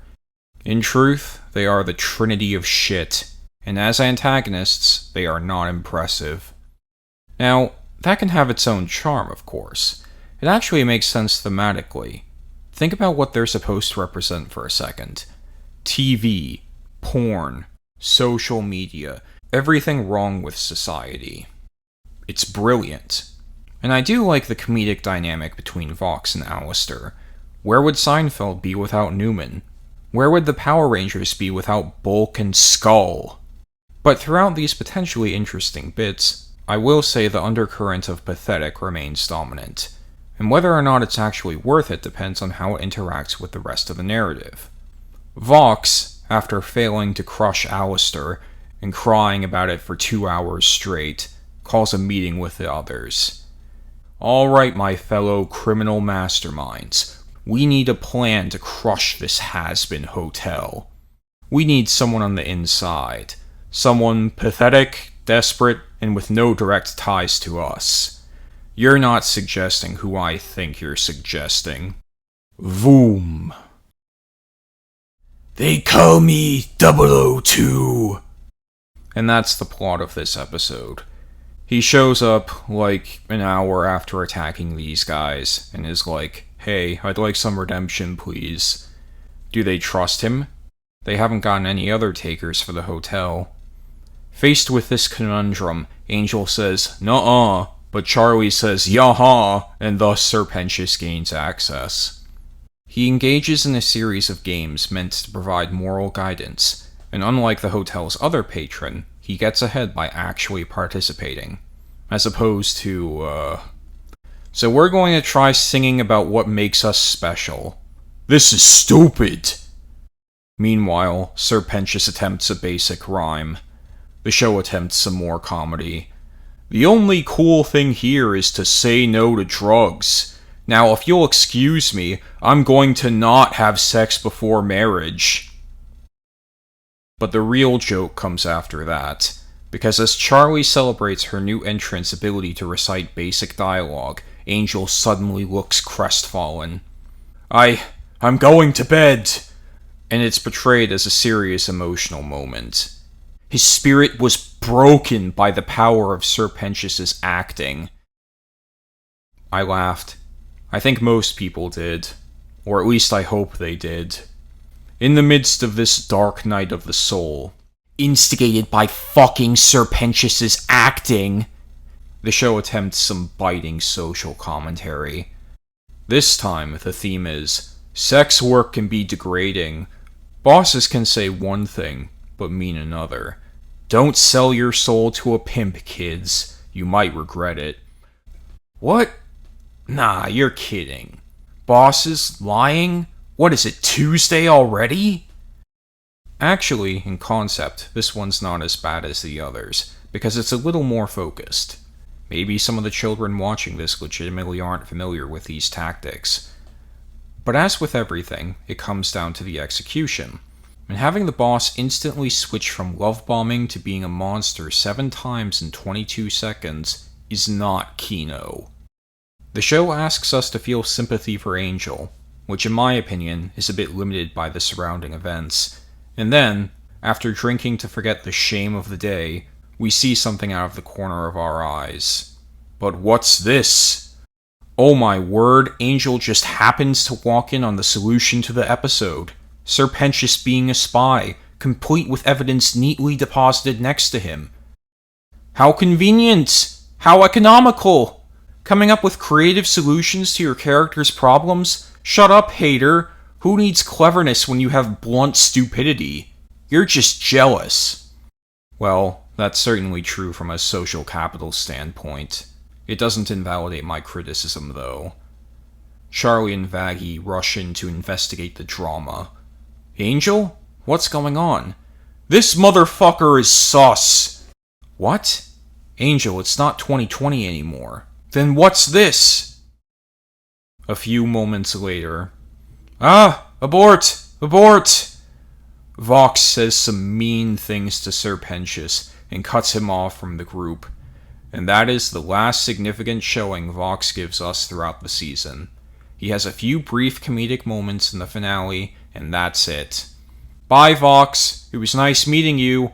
Looking forward to Season 2, where they pretend that this didn't happen.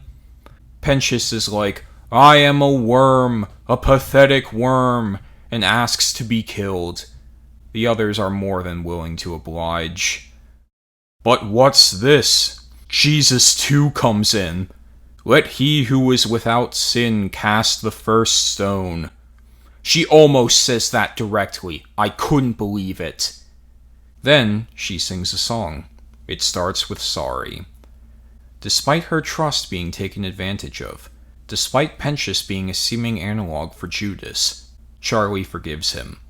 And this time, it registers.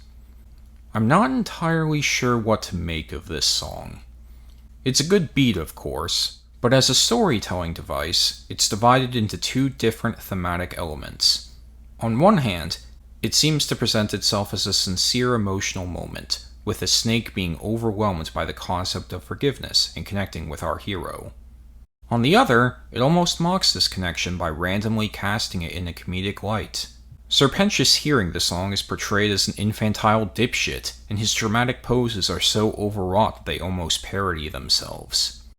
The song tries to acknowledge that the road to redemption is long, but then it has Sir Pentious' sins being comically blown up with explosions of sorry. It's like something you would see in South Park. Is it serious, or is it a joke?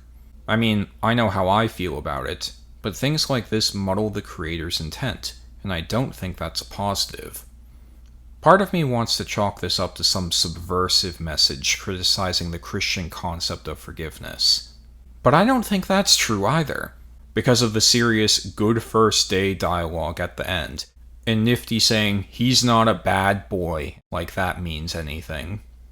And also because, despite Sir Pentious being in hell, they don't have the guts to show him doing anything genuinely heinous in the bubbles, as though they're trying to make this seem somehow less ridiculous. I don't know.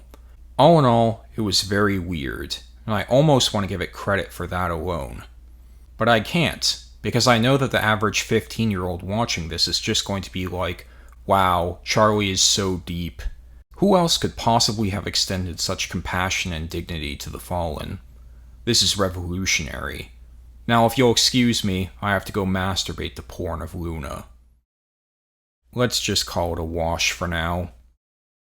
In the next episode, the show tries to continue the moral angle, which I was relieved at, because honestly for a second there I thought Sir Pentious was just going to be perfect from then on. I was going to mockingly relate him to St. Paul and everything, but no, they're taking it a bit further. Then I listened to the dialogue. Everyone's being too nice. Obviously it must be a lie. Nice? What's that? Some kind of fish? And that was when I officially wrote off the show's moral message. Now, I'm sure some people are going to complain at this point, saying, "You're not being fair. You just want a doctoral thesis on Immanuel Kant." But that's not true. I'm perfectly fine with simpler moral stories. The Good Place, Avatar: The Last Airbender, and not just the broader tale, but some of its smaller self-contained stories, like with Jet and the War Balloon Guy. The Simpsons, Bone, early SpongeBob. I'm fine with stuff like that. The difference is that they don't subject us to dialogue like this and expect to be taken seriously. They might do one or the other, but they don't do both concurrently. I should also mention that my opinion on this character took a bit of a hit at this point. To resolve his feelings of not belonging, the gang tries to have some trust-building exercises. After Charlie's trust fall attempt fails and Angel takes them to a BDSM club, it's Vaggy's turn. And her idea is to draw upon the old way, the traditional way, which is to say, she forces them into a military unit and tells them to kill members of the outgroup. In the flames of battle, they will protect each other, and over mutual suffering and shared triumph, they will be thus hardened into a solid unit. It's like ancient Rome. It's like Fight Club, both of which were pretty hashtag problematic. Blood alone moves the wheels of history. Humorously, this is actually successful, and Serpentius is effectively ingratiated into the group as brother and friend. But personally, I found myself saying, do you know how many people died during your trust-building exercise today? How many of them had friends, family of their own? You claim to act out of redemption, but I don't think you understand the meaning of the word. Redemption requires patience, compassion, giving back to the world. There's nothing inside you but bullshit and show tunes. If you can't tell, I really did not like that earlier line. Fool, no one died. Wait, what? If you correctly interpreted Velvet's throwaway line, you'd know that sinner demons can only be killed by angelic weaponry. So when you shoot them with a shotgun or cut their arm off, they'll just keel over for a few hours, before getting up and going to the office or something. That's fucking stupid! Boy, is it.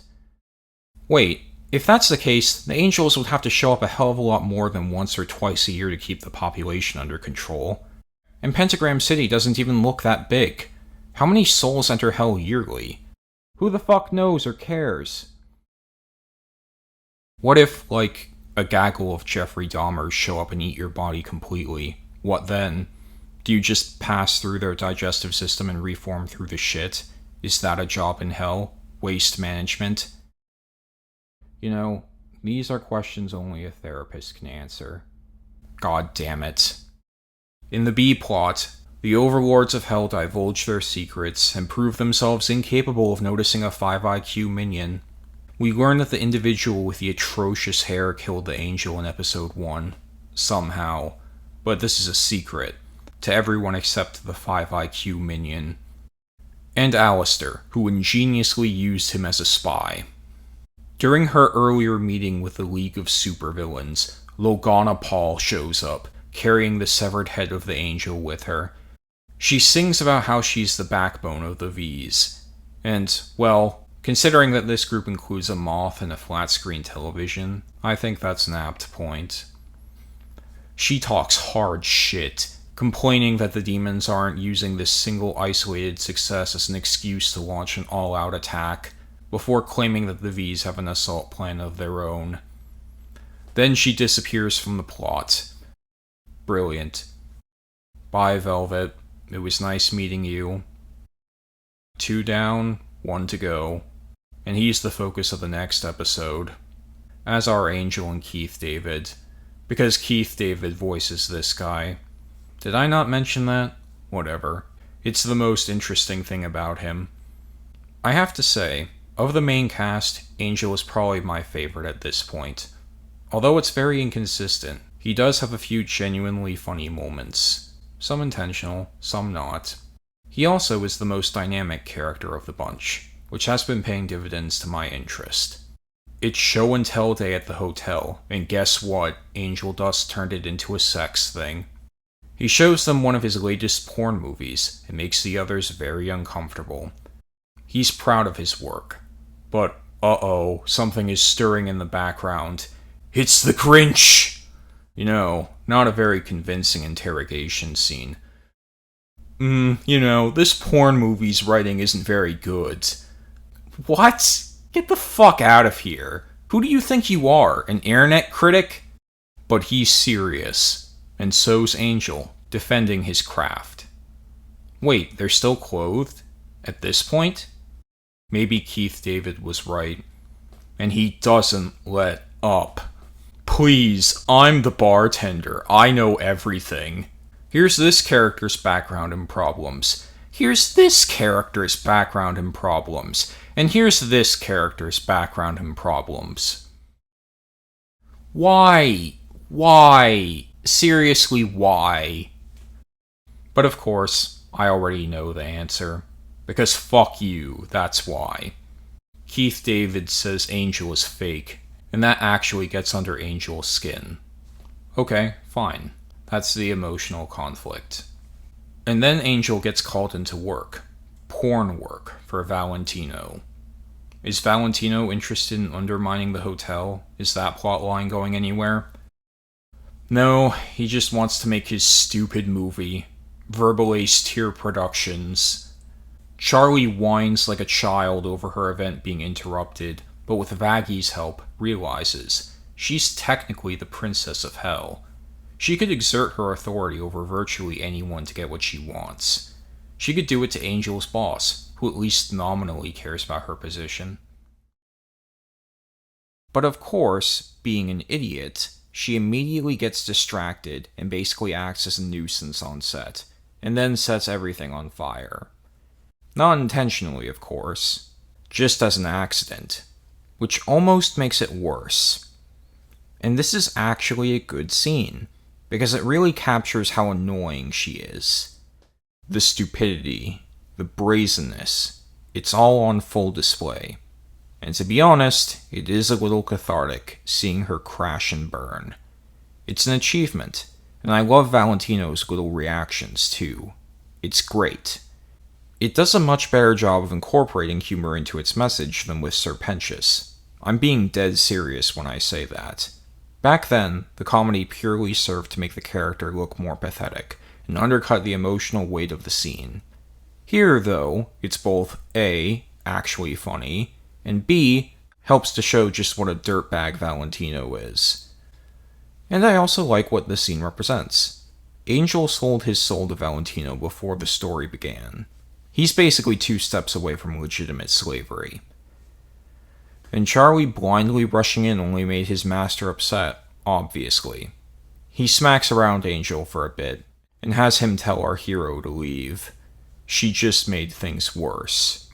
And this is an important step in a story about redemption. For all involved parties, it's the first time reality has made a material appearance.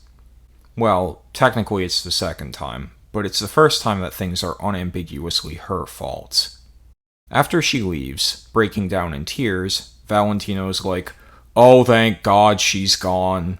And I'm like, yeah, I know, right? God, read the room. To be clear, I don't condone his actions. Then Angel sings the song of his difficulties, Poison. Personally, I'm surprised they didn't just call it Valentino Raped Me. There are 2 of these, actually, with another being a separate music video, Addict. To be perfectly honest, I liked that one a bit better. The slower beat plays better to Angel's voice, and it's a bit more subtle in dividing his persona from his true feelings of distress, while still conveying the latter in appropriate severity. Poison is much more straightforward. However, I should say that in the context of the episode, it's not so bad. Though I didn't go into depth on it, the show front-loaded us with Angel's denialism earlier, so this works as a bit of a contrast piece. Angel is constantly in a state of forgetting and realizing his own feelings. It's a schism which the song portrays adequately, if a bit overbearingly. I do think Addict is more creative visually. In Poison, the best shots are actually of Valentino. The rest is mostly just Angel prancing around in his work clothes, which doesn't really do it for me. Both of the songs have this really bad habit of thinking that their designs are more realistic than they actually are, so they'll have these big close-ups of emotional moments that might have been cool in live action, but instead just clash against the absurdity of their appearance. Like, this doesn't look as cool as you think it does. Still, neither of the songs are bad. 7.5 and 7, respectively. Back to your regularly scheduled programming. Afterwards, Angel wants a drink, and Keith David antagonizes him. And I'll be honest, I do somewhat like this stretch of scenes. They can still dip into just saying what the issues are, but it's not nearly as bad as before. And there are a few genuinely good moments to it. I like Angel's first wild snapback of denial, to the point that it redeems his more surface-level flirtations, and the way he spits his last line before heading out. Yes. Have fun being a lonely piece of shit! Charlie and Vaggy enlist Keith David to watch Angel dust, and make sure he doesn't get into any trouble. Charlie admits that just going into his workplace with no plan and zero understanding was bad, and that she did bad. Learning a lesson, while still ultimately retaining her personality. It's an improvement for her. Keith David tracks Angel down to a gang of generic fodder villains and prevents his buddy from getting roofied. But Angel's not happy, because he's using the encounter as an escape. And when his feelings on that get pressed further, he unravels. Keith David discusses his own past as a failed overlord with a gambling addiction. He was powerful, but because of his habits, he eventually lost big and ended up in a deal with Alastor, who's also at the Hazbin Hotel, which Charlie seems completely oblivious of. Keith David says he understands what it's like to be at the bottom, and decides to answer his broken and vulnerable friend with a song. So you think your existence is fucking hopeless? Well, guess what? You're right. But I'm a failure too, so we can commiserate together. You're a fucked up little whiny bitch, but I am too.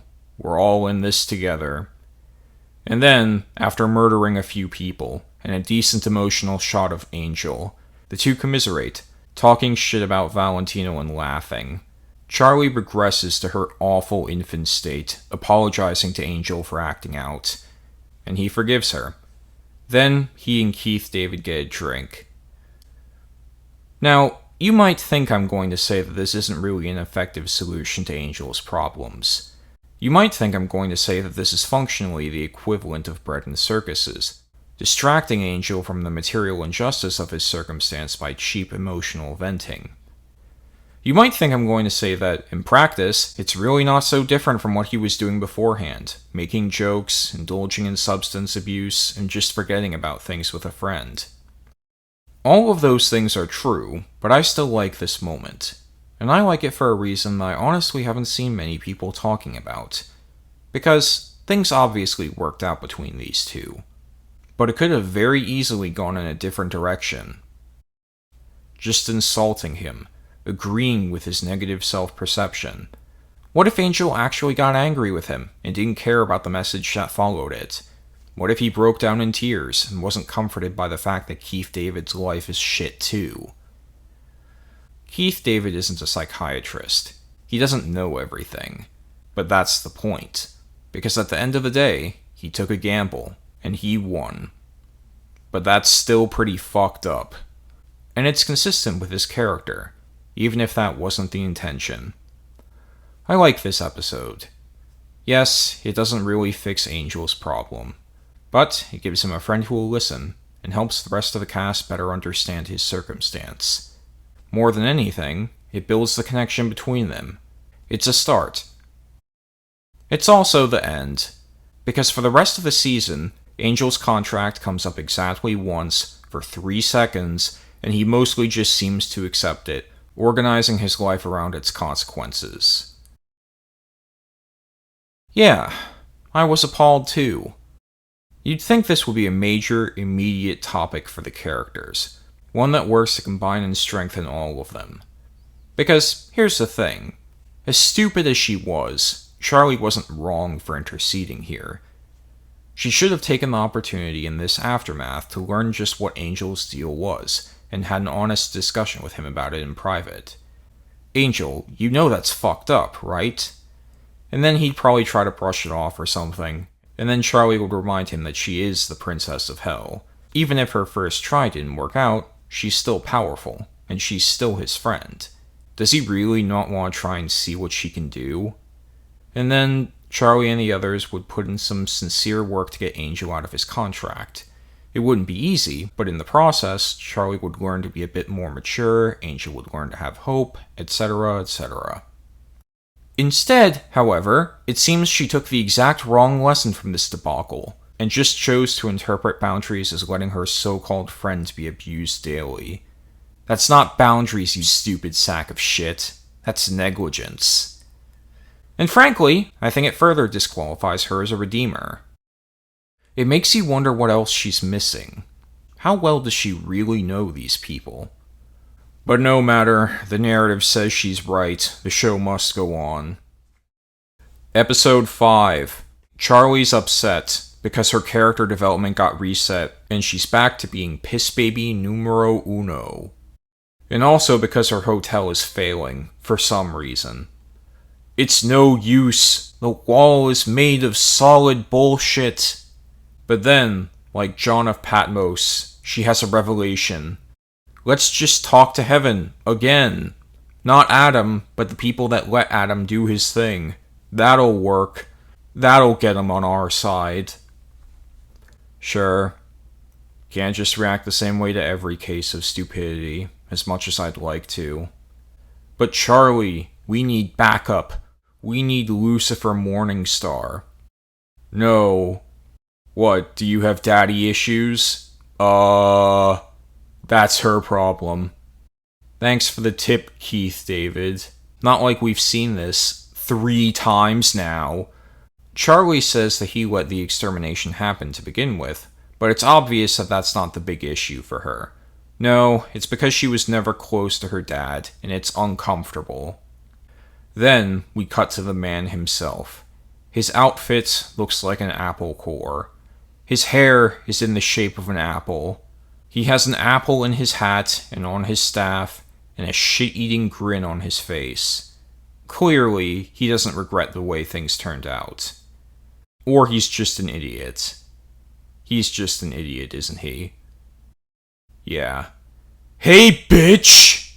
Actually, I liked Lucifer more than I thought I would. He wasn't the overtly malevolent force you would have expected from episode 1 in the pilot, which was a little disappointing. And he looks like a ripoff of Charlie, which is understandable, but also irritating, because I really don't like her at this point. But he has a few other things going for him. Although his story seems rather generic, just deciding to help his daughter after the standard argument, I don't believe in your dreams, wah wah, oh shit. There is an interesting twist to it. Charlie claims that what motivates her isn't just the desire to save her people, but also, more fundamentally, because she was inspired by seeing Lucifer's dreams growing up. Despite how foreign and impossible they seemed, they were beautiful, and she loved them. And it taught her that such things were worth fighting for, even if they were impossible. The notion of dreaming itself made them beautiful. And Lucifer, realizing this, remembers how he felt, and is inspired by it, to the point that he gives her what she wants, a meeting with heaven. There's a bittersweet through line to this. He does love her, but in a sense, he's also letting her go. He knows what heaven is like. He's fallen further than anyone else. He's scared for his daughter. But he's still willing to go through that for the sake of her dreams. Is that the right decision? No. But it is his. And I think it's a decent little portrait of familial affection. For better or worse. And it becomes more significant given what we see beforehand. During previous discussions with Charlie, when push comes to shove, he calmly and bluntly dissects her belief in the sinners, calling them murderous psychopaths with no interest in anything but destruction. He completely writes them off, and has no sympathy for them getting extinguished. It is a sign of the comfort of cynicism. And for people like me, there are just enough hints of his true nature peeking through. The saws, the comment on sacrifices, a few more extreme moments. It's apparent that he's someone very different when his daughter isn't around. And these things give you hope for when they're eventually going to burst through in full. This is going to sound strange, but Lucifer in this setting reminds me vaguely of Handsome Jack from Borderlands. Like, a really whitewashed Handsome Jack. And the residual energy from those better times benefits him. I definitely argue that Lucifer is a better character than Charlie at this point, and the best father-type character we've seen so far. Not that there's much competition on that front. He also has a decent song early on, although that's also when the negatives of the episode start to bleed in as well. Oh no, Charlie's hotel still sucks somehow. Who will save the day? Lucifer or Alastor? Mewtwo or Squirtle? Who are you, the bellhop or something? No. Lucifer's parts to this song are good. Alastor's parts are not. Although that's less because of the music itself, but because of some ridiculous narrative stunt it tries to pull in his sector. Alastor wants to replace Lucifer as King of Hell. They don't say it, but it's immediately obvious. He antagonizes Lucifer for no reason, mimes squishing his head, and his outfit's almost a palette-swapped version of the Devil's. In TV land, that translates to beyond a reasonable doubt.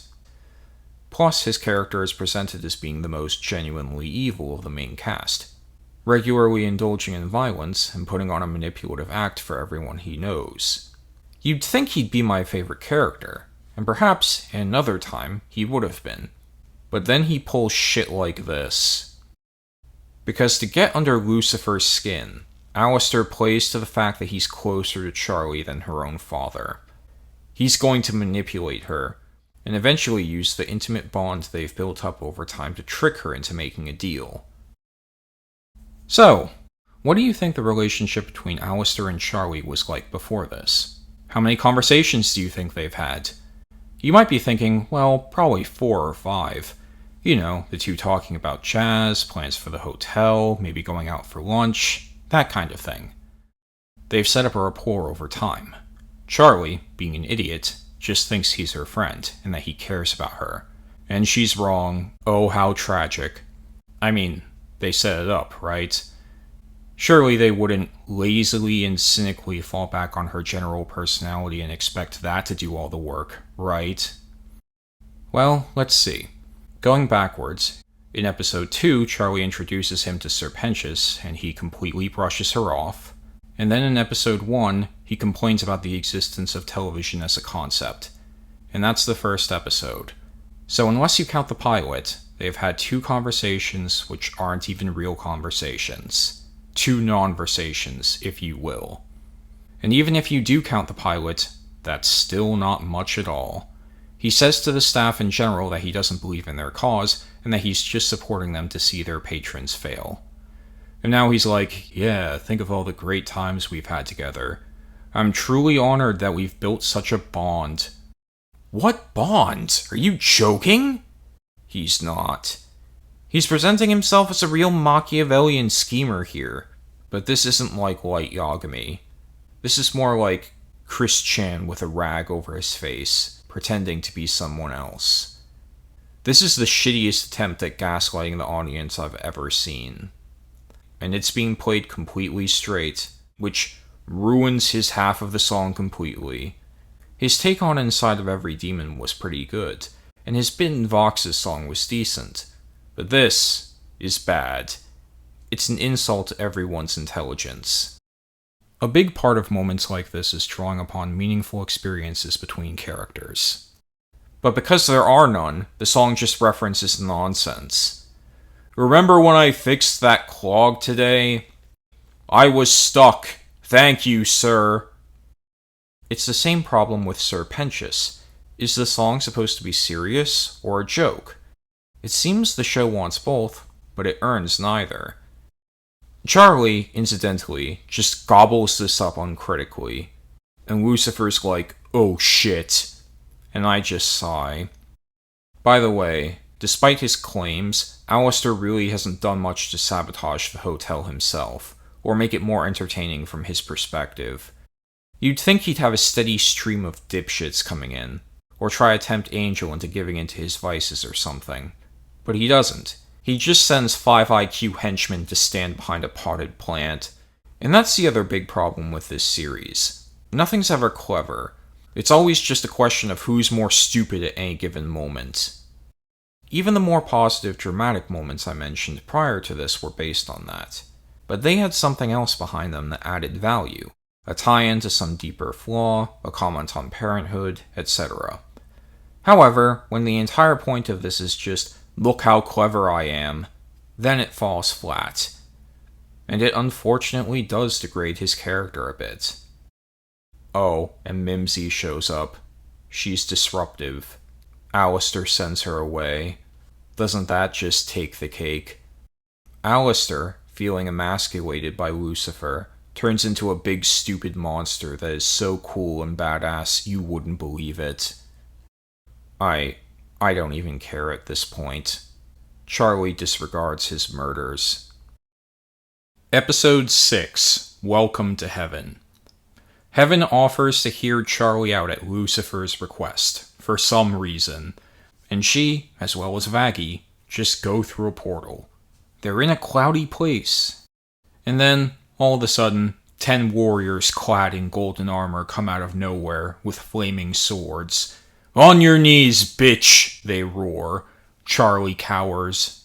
Faggy, swearing, tries to fight back, but is stabbed through the chest and bursts into flames. Charlie splutters, overcome by trauma, before her head is chopped off. Like the angel that was killed in the start. We cut to a close-up of our heavenly vanguard. I can't believe she fell for that shit. Well, you don't get to hell by being smart. Then they send the severed head to Lucifer in a box. What's in the box? No, that's just how I wish it went. Although, I did get a kick out of St. Peter. I see we're ascribing to the Uncle Ruckus school of the afterlife. That's cool. Then the characters start talking. "Oh golly gee, you're the daughter of Lucifer Morningstar? Gee willikers, are you sure you're in the right place? You know what would make this scene 10 times more epic? If Peter's lines were spoken in Aramaic. And then Charlie would be like, "What's that? I can't understand your accent." St. Peter speaks more Aramaic.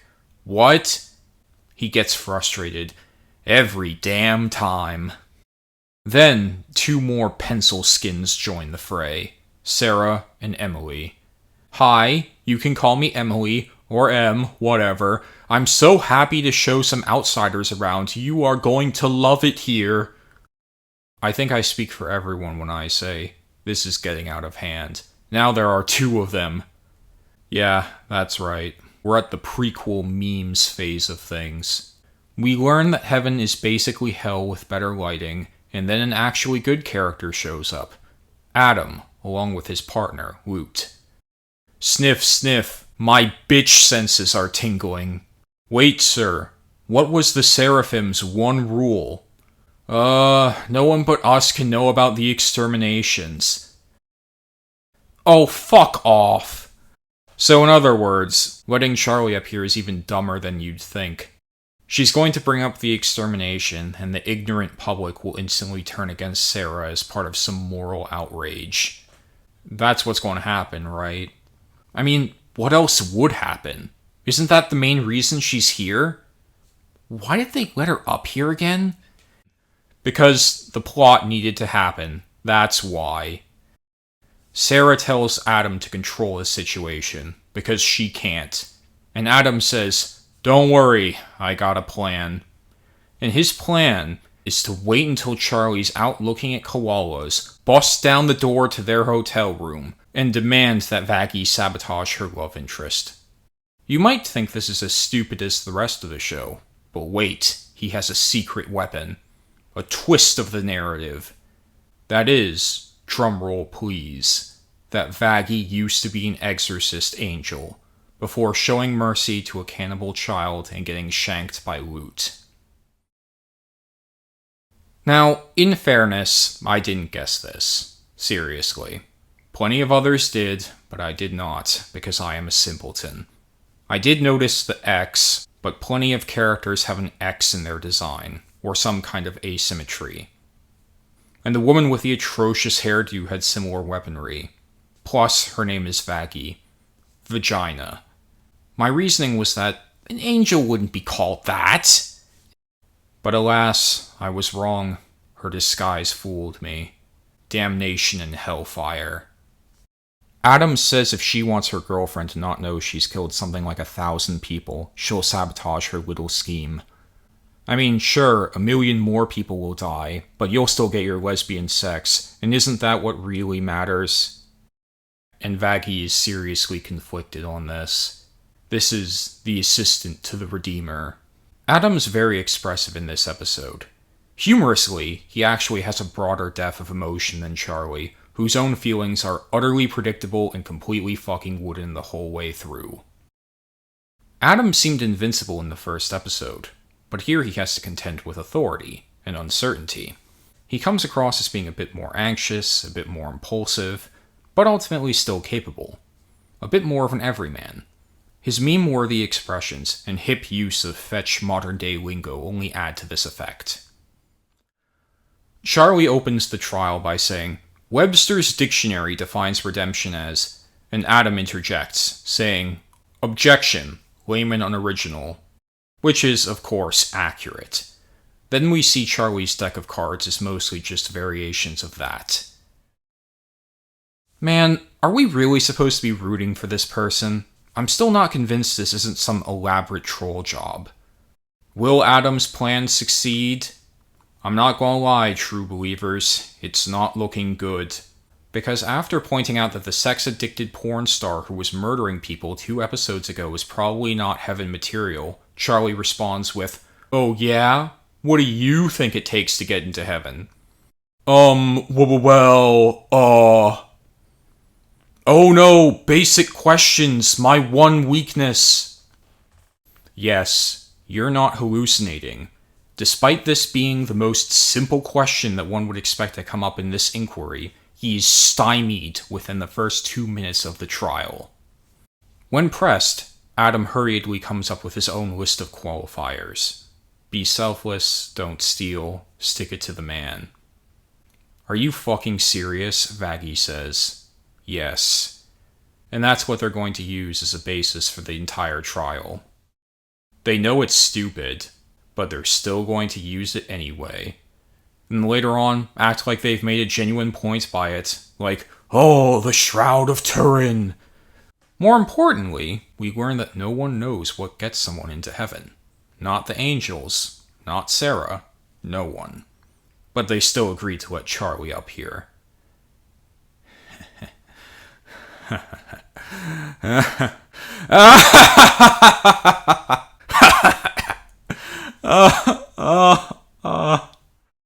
You might be saying to yourself, dude, why are you still watching this? You know the show is stupid. You know what its tone is. So why? Well, I will admit that's mostly the sunk cost fallacy at this point. We're in this for the long haul. We're seeing this damn thing through, and we're 75% of the way done, so we have a chance.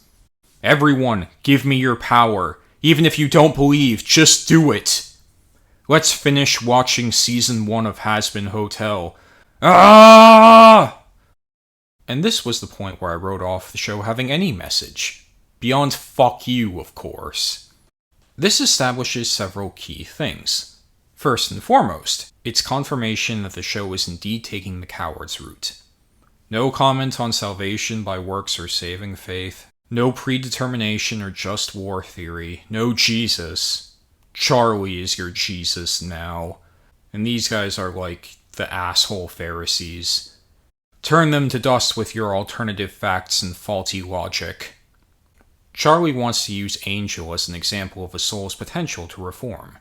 But unfortunately, he and his friends have taken the evening off to go to a sex club where they drink to excess and Angel does hard drugs. Which, for those keeping score at home, is actually against even the surface level morals Charlie started with. That's not someone who belongs in heaven, Adam says. Oh yeah? What aboutism? Charlie quickly proves her capability as a lawyer by distracting the jury from her friend's obvious guilt. He'll do a good deed at some point. Well, can't argue with that. And then, we get to the part that's supposed to prove Angel's innocence. He goes out of his way to save Nifty from trouble after she gets drunk, stopping her from stealing drinks from these guys. Isn't that sweet? But, hold it. Nifty's character, I haven't really talked about her much, because she sucks. But basically, she's supposed to be a cleaner for the hotel. And her gimmick is that she's obsessive, neurotic, has difficulty distinguishing fantasy from reality. She compulsively fantasizes over killing insects and is drawn to bad boys, in the sense that Alastor is a bad boy. This is probably not someone who should go to a loud and disorienting sex club. At least not in her present state of mind. But none of these guys cared, and brought her here, and left her unattended, and in practice put her in harm's way. Because they suck. What if Angel hadn't noticed she was gone for a while longer, He was trying to get high. He could have very easily missed this. Now, I of course believe that demons in this setting can be redeemed. Like, obviously. But this is really not helping their case. Oh shit! Valentino's in the club! And we're reminded that Charlie just let that shit sit after episode 4. No further conversation, no attempts to get her father to help on that front, just waterboarding, apparently. Nifty comes up to him saying, "I'm unstable." Nice. Can I exploit you, please? An angel tells him to fuck off, saying that his contract only makes him Valentino's property during work hours, and that he's free to provoke him however he wishes in the evening. He takes Nifty out of there, which he should have done in the beginning, and it's treated as a triumphant moment. But of course, none of the nuance I just described is mentioned for even a fraction of a second. All that comes up is, See, we vanquished your note. He didn't steal, he acted selfless, he stuck it to the man, boom, pee-pee poo-poo toilet head flush. And thus Adam is vanquished, like Satan before Christ. He splutters impotently while Emily is like, maybe he should be in heaven.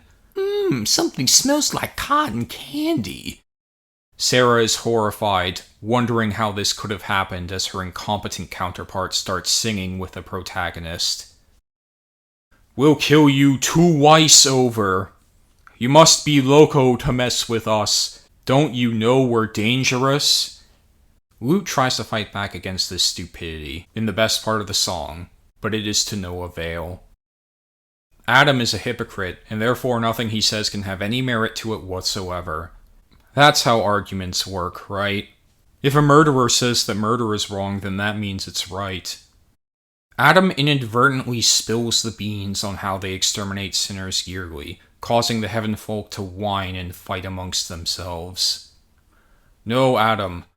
Oh, by the way, remember that plot with him threatening Vaggie? Here's how that played out. What do you think? I have to go to the bathroom.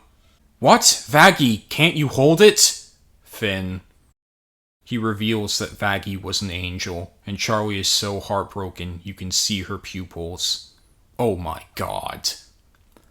Sarah, who thought this whole thing was going to go in a different direction, decides to just say that Adam won the argument, and that there is no evidence a soul can be redeemed. But Emily is clearly unhappy. And I'm unhappy too, because this was bar none the worst episode. It had Adam in it, and we got to see Lute without her helmet, and those were the only two positives. The courtroom case was a crime against humanity. Heaven was pretty underwhelming. The music was actually a step down from previous episodes, and I will admit I feel a fair bit more disdain for the characters and story.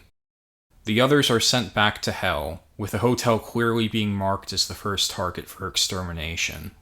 It is a dark night of the soul. And that goes into episode 7. Charlie is not happy. Her girlfriend lied to her, and plus, everyone in the hotel is going to be killed. That sucks. Alastor shows up to try and comfort her, and the show reveals exactly how much it cares about internal consistency by having Charlie go, "Oh, fuck off, Alastor. No one likes you. You just pee and poo on everything, like an internet critic. Internal consistency? Who cares about that? This is just a series of flashing images intended for children." Yes, that does seem to be the case. But at the very least, I can make this more entertaining for myself. Alastor makes a deal with her, telling her that Bad Hair Day killed the angel in exchange for not her soul, but an undefined favor later on. Fine. Actually, this one could be kind of clever. It's not going to be, but it could be. Consider the wording. One favor at a time of my choosing, where you harm no one. In return, I'll tell you what I know. Depending on how you read it, it could be one favor at a time of my choosing, or one favor at a time of my choosing. In other words, he might have tricked her into getting unlimited favors, as long as he asks them one at a time. You might say, the comma fucks that interpretation. But look, the subtitles are fucked up in the very next line. And the way Alastor says it is very quick and unclear. Again, more probably wasted potential. But either way, Charlie does it. And now she and Vaggie have to begrudgingly work together. Vaggie says, "Wait, angels can be harmed? I didn't know that was possible." Anyone watch CinemaSins? They're a group that specifically look through movies for logical inconsistencies and catalog them for the enjoyment of others. They're popular, but have been criticized in the past for being unfair in their approach to media. Generally, I tend to agree with that sentiment. It's a fine line, of course, but fiction generally requires some suspension of disbelief. That doesn't make it a sin, at least not in and of itself. That being said, this shit happened 1 episode ago. This is like if Zuko went, "Wait, fire can burn people? Really?" You have a permanent reminder of this right on your face. Come to think of it, the revelation of Vaggie being an angel retroactively fucks a lot of her character. Why did Vaggie ask how Charlie's meeting with heaven went back in episode 1 when she knows exactly what Adam's like? Whatever. Dumbo over here has to enlist the angel killer, while Charlie needs to get some saps to act as additional foot soldiers.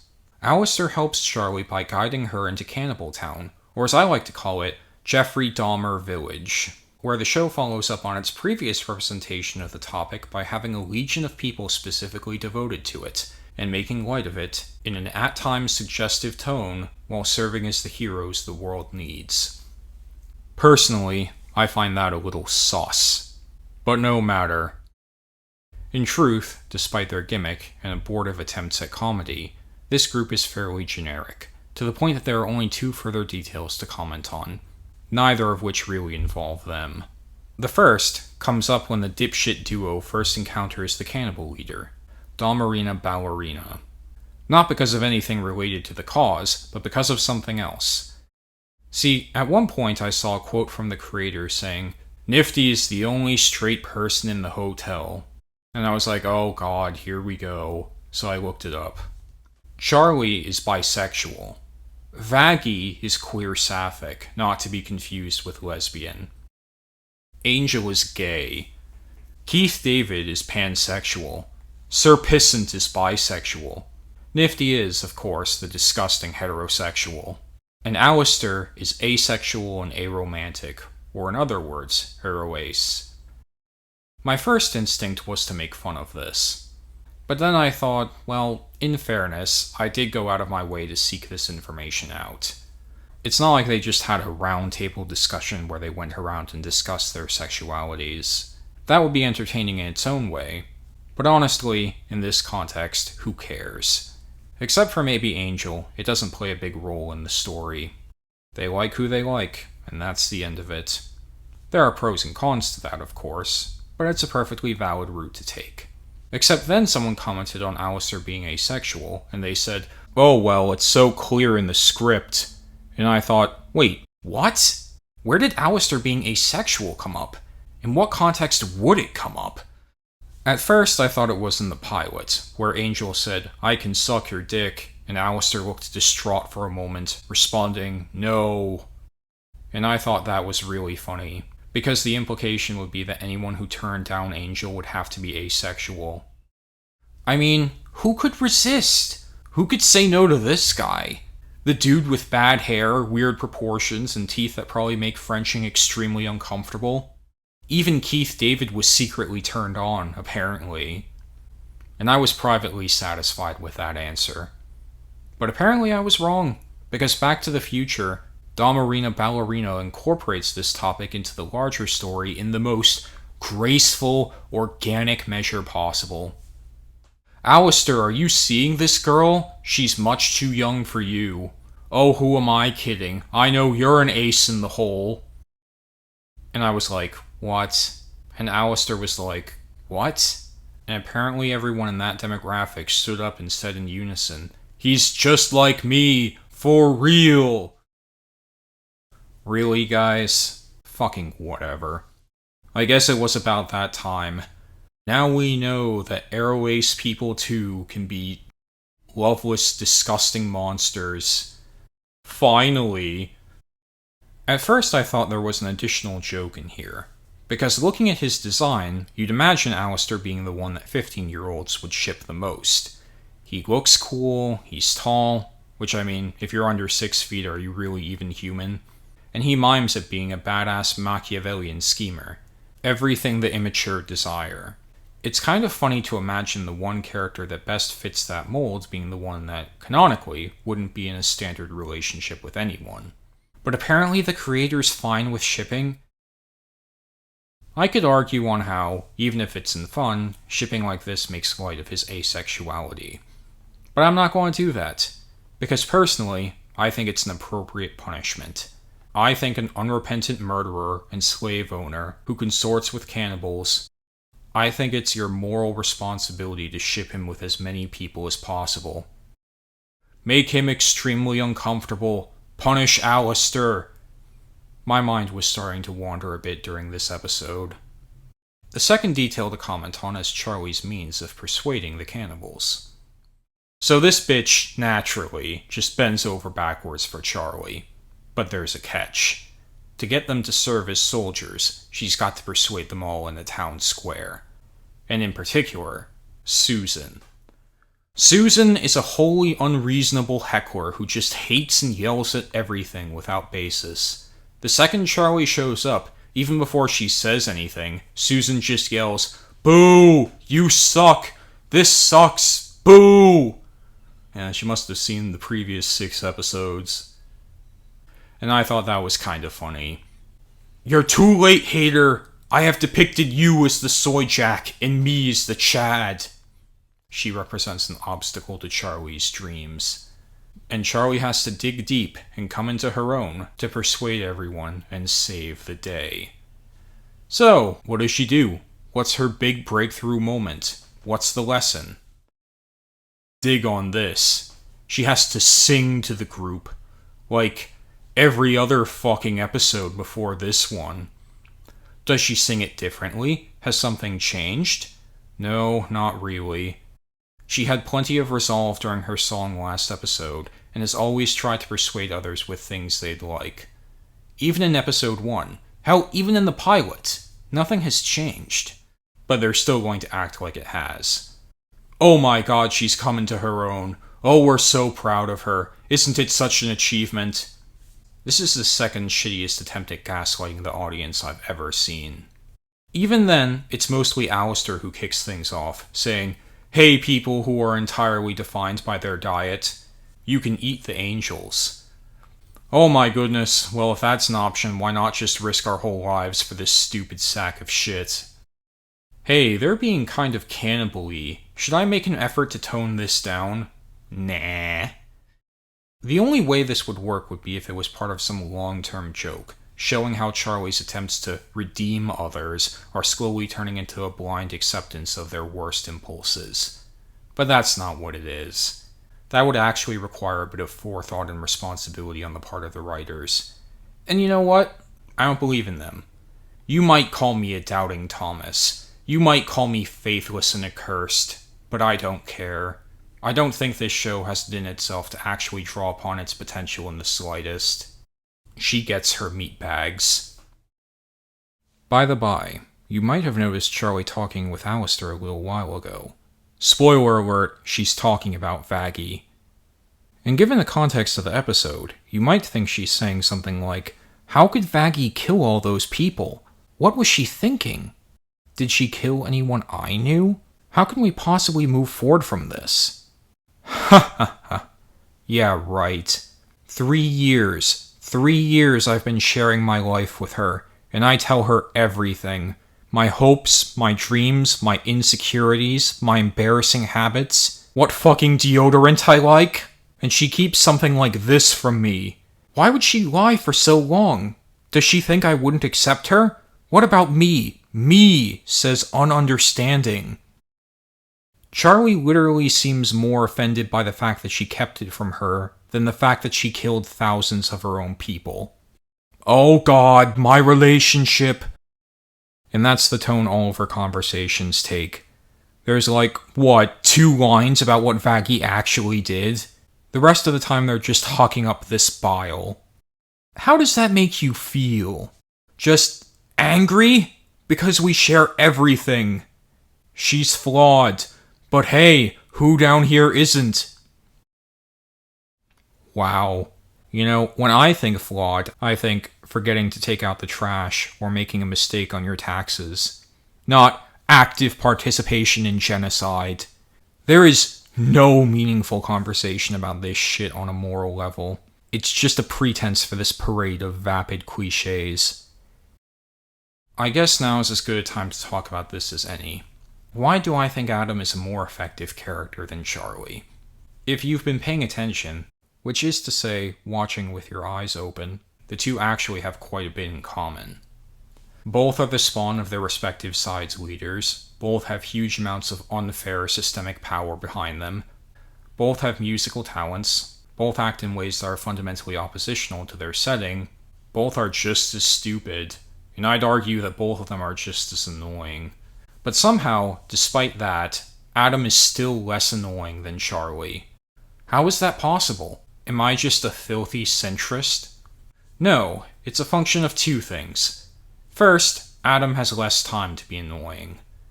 Yes, he is a douchebag, and based on what we see, his personality would almost certainly get grating after a while. But he only shows up for a couple of episodes, and when he does appear, he's usually either doing something cool or dealing with a problem that's actually out of his control. These things help distract from his personality. And, you know, it helps that he's funny too.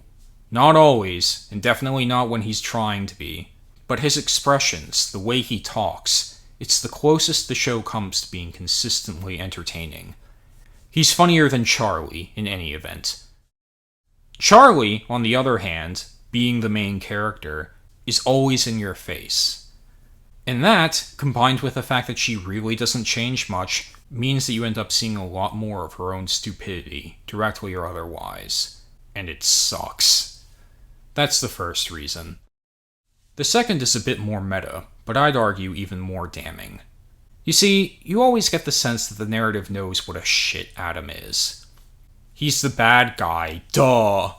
And even when he wins, it's very obvious that there's going to be some eventual redress of his acts. In a story like this, it's like a big glowing sign.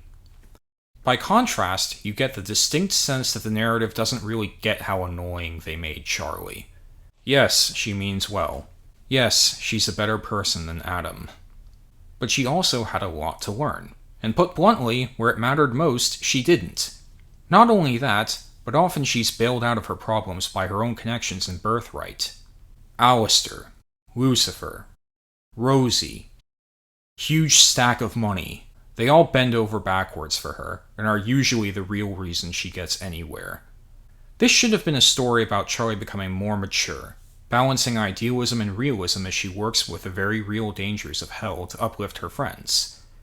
Instead, it's an unintentional mockumentary of some privileged twit falling upwards and receiving things that she hasn't earned. And the show thinks she's some plucky activist icon, which makes it seem much less likely that she's going to face the appropriate consequences. There is one other parallel between Charlie and Adam. Neither of them change, but one of them really should. Because we're supposed to like her, aren't we? No matter. I'm always in the minority with these things. Why should this be any different? Dumbo, meanwhile, pesters Marge ×2 into revealing the secret of the angel's weakness. It's that they can be killed by their own weapons. Now, I actually think I know what they're going for with this. In the book of Matthew, they just thought it would be cool. Incorrectly, I might add. Wait, if that's the case, how does this bitch have access to it in any significant capacity? Sir, what should we do with all our weapons after the extermination? Just dump them wherever. Fuck the environment. Bad Hair Day has a moment of clarity and lets down her hair, before singing a rather cringy song, called Out for Love. Dumbo trains for 3 minutes and gets her wings back. Then, she and Charlie make up back at the hotel. Episode 8. The finale. So, these are a bunch of cannibals, with probably little to no experience as a military unit, being given weapons they're not familiar with, against an army of angels that have been killing demons for presumably millennia. Who will win in this incredible showdown? Charlie, obviously.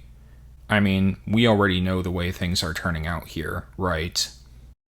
Vox, in his first meaningful appearance since episode 2, looks out at the Hazbin Hotel and emulates the audience, going, "Oh my god, these fuckers are gonna get mulched." Sadly, he doesn't understand. He still thinks reality and logic have any bearing on this setting. Oh, they suck. They suck so bad. Yeah, they sure do, Vox. By the way, remember when Velvet said that the Trinity of Shit had an assault plan against the Angels? The show sure doesn't. There is a love ballad and some other minor character moments. Then we cut to the next day. Adam and his exorcists are hyping themselves up. You guys remember Vaggie? Boo, boo, we hate her. Ooh, maybe don't give them speaking lines. This is Adam's most generic scene, unfortunately. But I do like the change in his outfit. You might say the change to black is a downgrade against the purity of white, and I do sympathize. But the main appeal has always been his helmet and spikes, which are both intact. Plus, now he has a golden leaf over his crotch. And that redeems it, because it's so out of place, it seriously looks like his penis is hanging out. It's perfect. Surprisingly, the best line comes from Loot. "Rip Vaggie's cunt mouth out her ass!" It even freaks Adam out. And she's so happy after saying it. Look at her beaming. She's getting into the spirit of things. I like when Adam struggles for a second to think of something to motivate the exorcists, before going, "How about money?" And everyone cheers, in response to which he goes, "Haha, yeah!" as though he figured something out. Oh, Adam. Then they go to hell. The fight is good. Yes, that's what it is. Like I said back in Helluva Boss, this universe is best suited to elaborate displays of baseness. And that applies to this case, too. It's actually rather poetic. Before, the show was like Morgoth, attempting to create life, but only producing abominations. But now that it has embraced its own nature, if only for a little while, it can come into its own and manifest as something potentially worth watching. It's not as intimate as Millie's scene from earlier, but it is, perhaps, more epic. The closest it comes to weak is when Alastor tries to pretend he's Adam's equal, going into a straight fight with a very cavalier attitude. Who are you? I have been 2,000 steps ahead of you this whole time, you undisciplined baka. Nothing personal, kid. I'm about to end your fucking life. Look at how intimidating my minions are. And then he gets whacked. Or, no, he should have been whacked, but then the story wimps out and just has him escape. Although someone does die. Sir Pissant dies as he lived, with it being unclear if his demise was a joke or something serious. Personally, I prefer to believe it's a joke. He was trying to sacrifice himself for the good of the hotel, but ultimately, his sacrifice meant nothing. And furthermore, it was obviously going to be for nothing. With a weapon that slow and an approach that obvious, what did he think was going to happen? Everyone's all heartbroken by it, but I don't care. I don't care what you say. This is a comedy moment at Sir Pissant's expense, and now at the expense of the main cast. Charlie, in response to this unfathomable tragedy, has this big moment where she takes her pets and flies up directly to confront Adam. And then... No, that wasn't supposed to happen. Surprise, bitch! Ugh! And seeing her get slapped around at this point is just pure catharsis. This is what you get for subjecting us to 7 episodes of complete bullshit. This is what you get for that trial episode. Actually, in the most surprising twist of all, the show manages to strike a good balance in terms of empowering Charlie. Because when push comes to shove, she does fight back, and delivers a good hit on Adam. But she doesn't actually beat him, which is what I was fully expecting. Instead, the guy with several thousand years of experience just overwhelms her, and is fully set to slaughter Charlie along with her friends. Incidentally, before this, Loot and Dumbo have their own fight. It is another impressive showdown. They get up close and personal with each other, smashing each other through the hotel lobby and speaking in deep promises. I'm going to tear that other eye out of your skull and make it watch as I kill Charlie. That's what you think. I'm going to eat you like a chicken wing before the cannibals do. Lute stabs her opponent through the hand, but Dumbo tosses her into the wall, and then causes rubble to fall upon her. She then mocks Lute, saying, "Live, live, knowing that you only do because I let you." She goes off to support Charlie, but then Lute tears out her own arm to escape, and actually stops Vaki from helping Charlie. See, that's what being stupid gets you, and it's nearly killed Charlie. I would say it's a bit silly, but these are angels and demons, and the creeping music helps add to the atmosphere. It's a decent sideshow attraction, and this is the fundamental difference between the trial scene and the final confrontation. Back then, the villains were unceremoniously hobbled by the narrative, and reduced to egg boy level strawmen. Here, though, they have proper representation. They are a genuine threat, and it's unclear how the heroes will escape. There's some tension, and that tension is rewarded with another, stronger force coming in to fight in Charlie's stead. The better Charlie, Lucifer. I am going to fuck you! And so he does, with his fists and danger.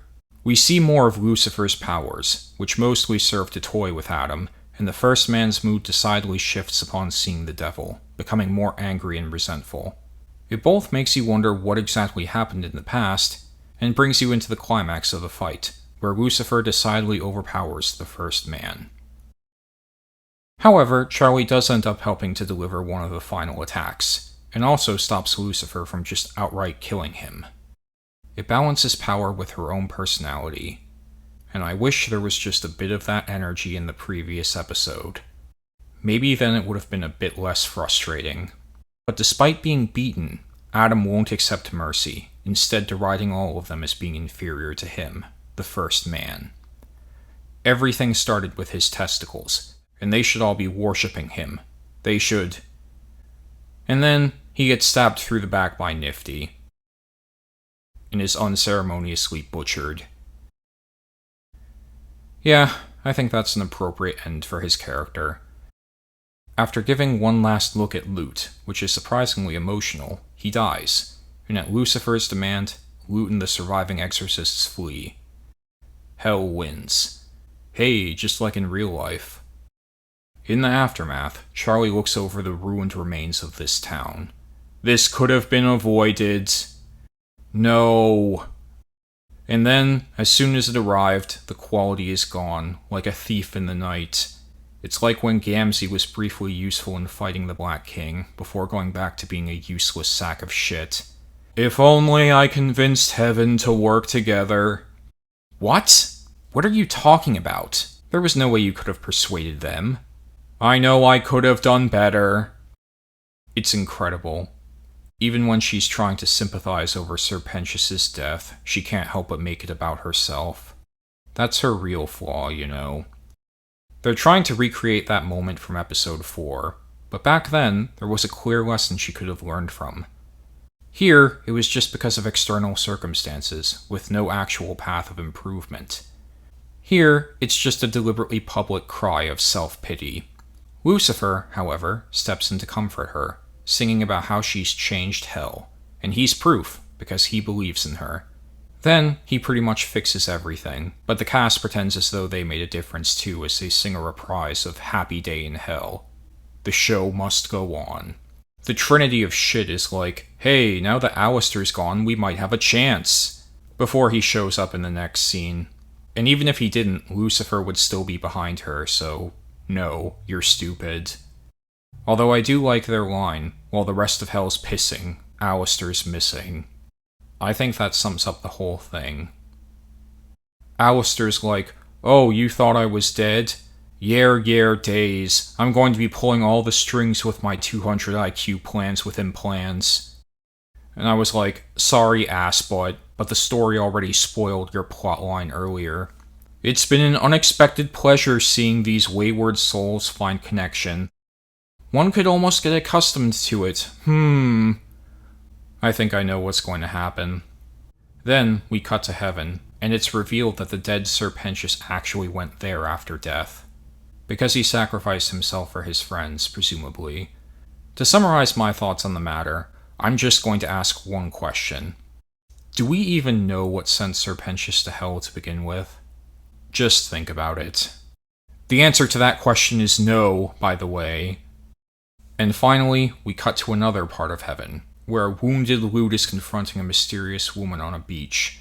Adam's dead, and if you want to stay here, you're going to go down there and stop your bitch of a daughter. It's Lilith. She looks down. I should probably fix my swimsuit.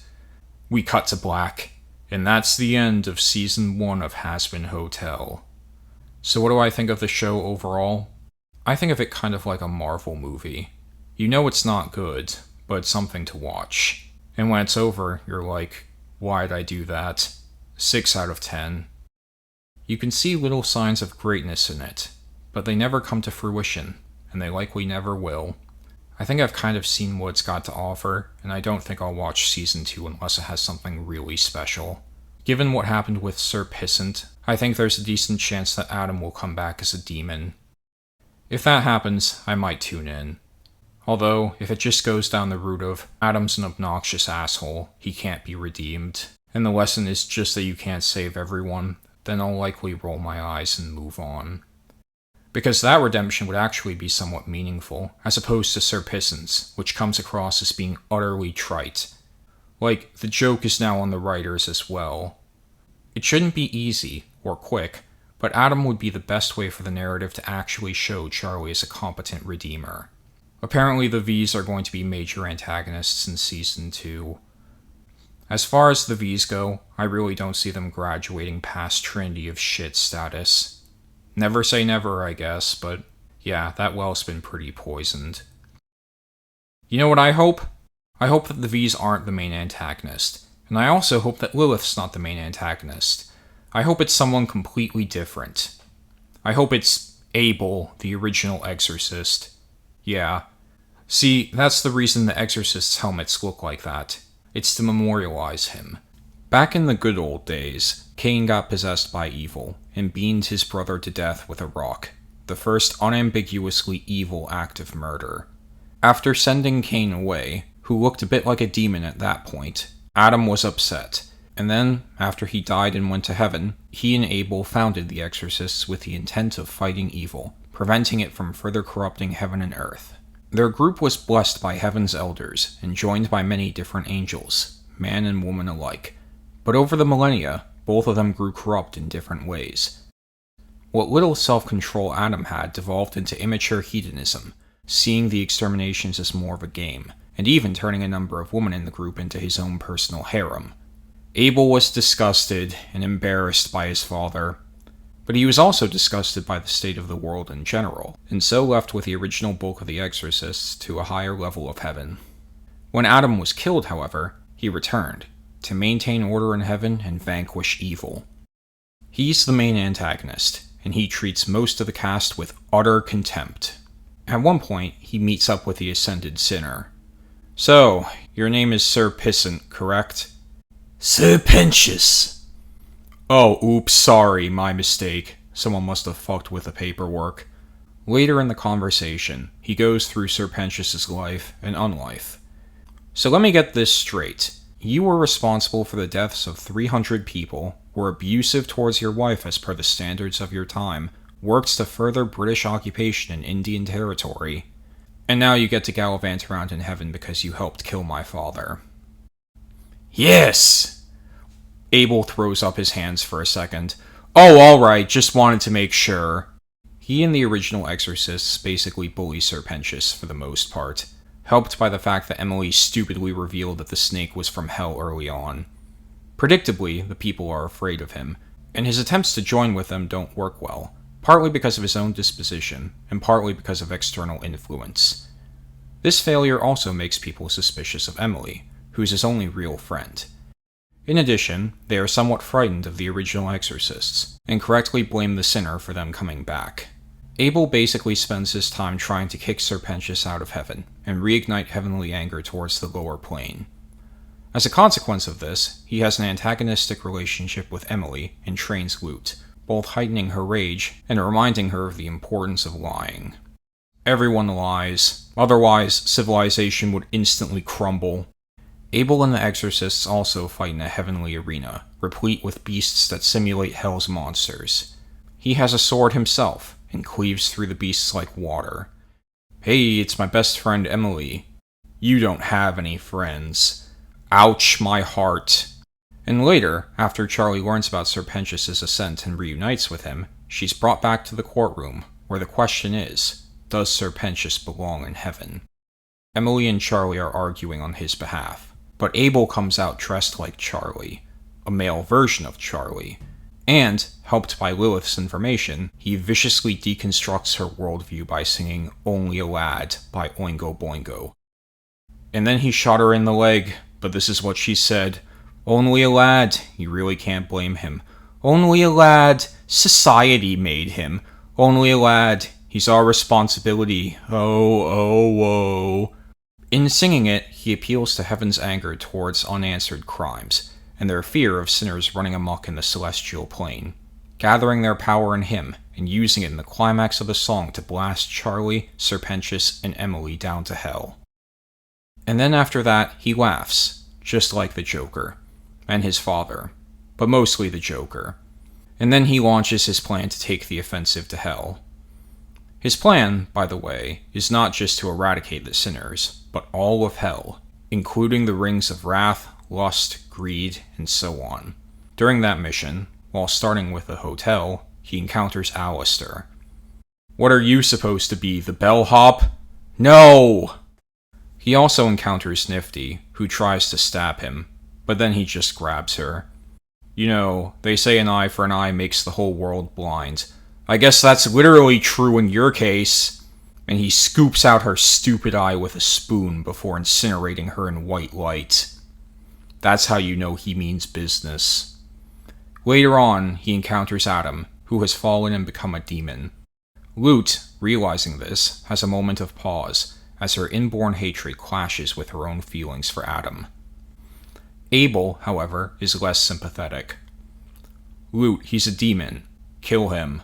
Lute tries to argue that he's different from the others, that they should keep him alive to learn more or do something, but Abel isn't persuaded. After a back and forth, Lute eventually, stirred by Adam's pleas for mercy, turns around and stands between Adam and the angel. No, sir, I'm not doing that.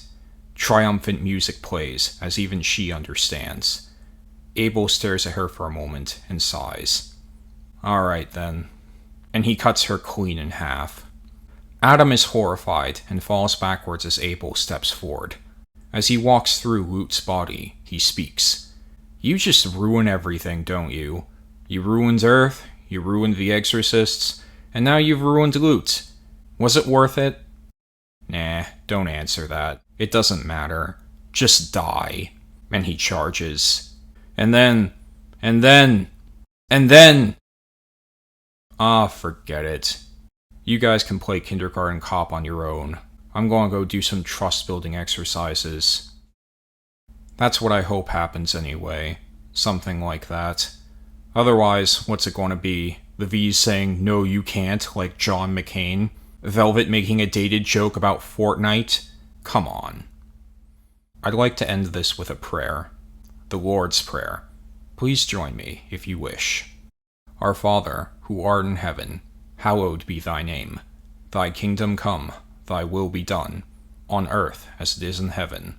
Give us this day our daily bread, and forgive us our trespasses, as we forgive those who have trespassed on us. And lead us not into temptation, but deliver us from evil.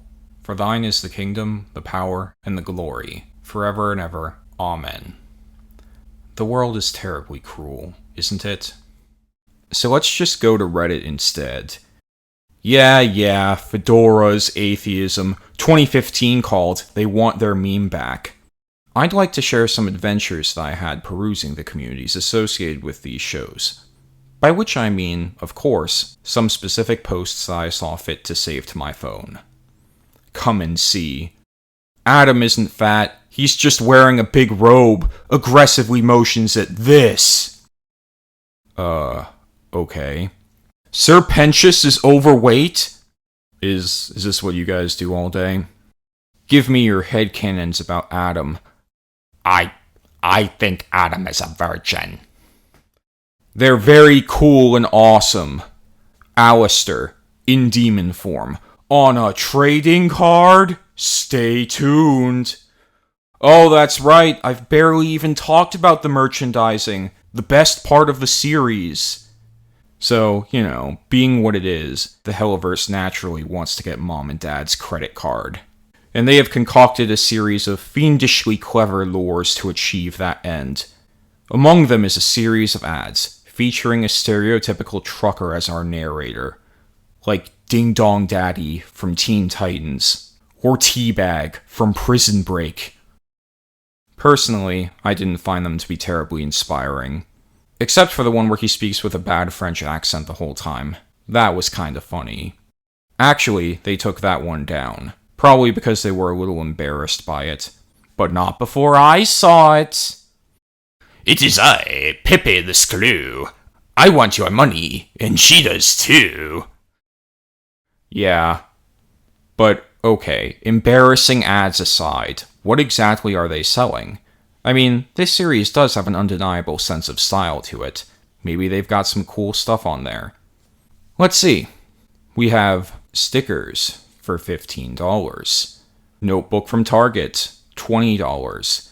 Limited edition mini backpack that's been there for at least a year, $50. 3D printed still image of one of the characters, $20. I mean, you could just print it out yourself and put it on some cardboard, make your own stand, but wouldn't you rather spend $20 on sharkrobot.com? 1,000-piece puzzle for when Mom gets back from rehab early, $25. Enamel pin, $30. Now, if you want to spend $30 on a pin, I mean, have at it, I guess. It's your money. Now, in fairness, not all of it is bad. But it's not good either, at least in my eyes. Which I acknowledge means nothing, but Jesus Christ, guys. At best, it's neutral. At worst, I'm inclined to point and laugh. They created some U2s at some point. Okay, that's about what you'd expect. Let's see the lineup. We've got Charlie, sure. Angel, of course. Alastor, okay. And who's the last one, do you think? Vaggie? Adam? I might consider buying that one for half a second, maybe. No, it's Alastor again, in...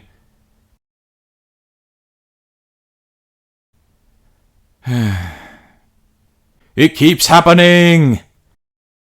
Why do people think this U2's Alastor is racist? Oh gee, I don't know. Could it maybe have something to do with his skin tone? It's not blackface, it's his shadow. What are you talking about? His shadow doesn't look anything like that.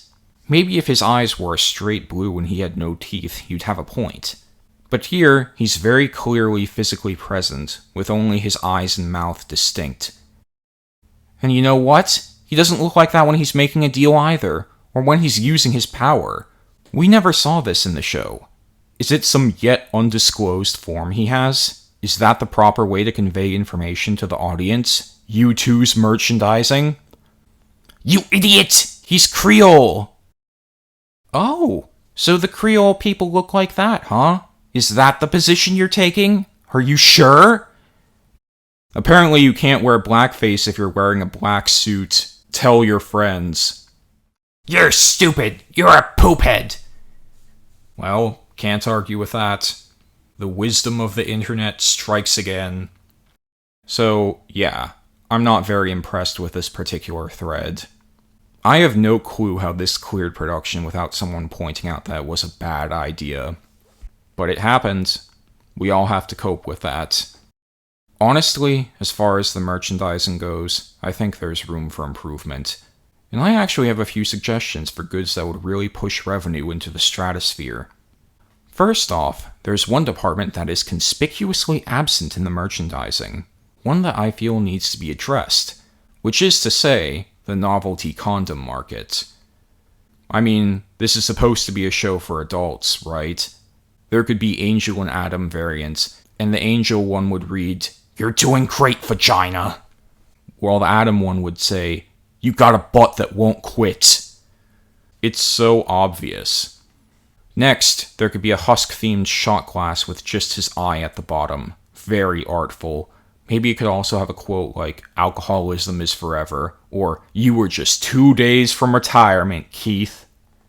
If you really want to charge exorbitant prices, you could collaborate with a cold steel manufacturing company to produce an IRL edition of Vaggy's spear. It could even come with a note specifically from Vaggy, quote-unquote, saying something like, "It's all yours, kiddo." There could be an Alastor-themed pocket watch, and the joke would be that, instead of actually telling time, all the numbers would be replaced with "Time to watch Hazbin Hotel," or "Time to buy Hazbin merchandise." I like the idea of encouraging a collect-em-all mentality with the cards, but if you really want to be effective with it, I'd recommend trying to make an actual game with them.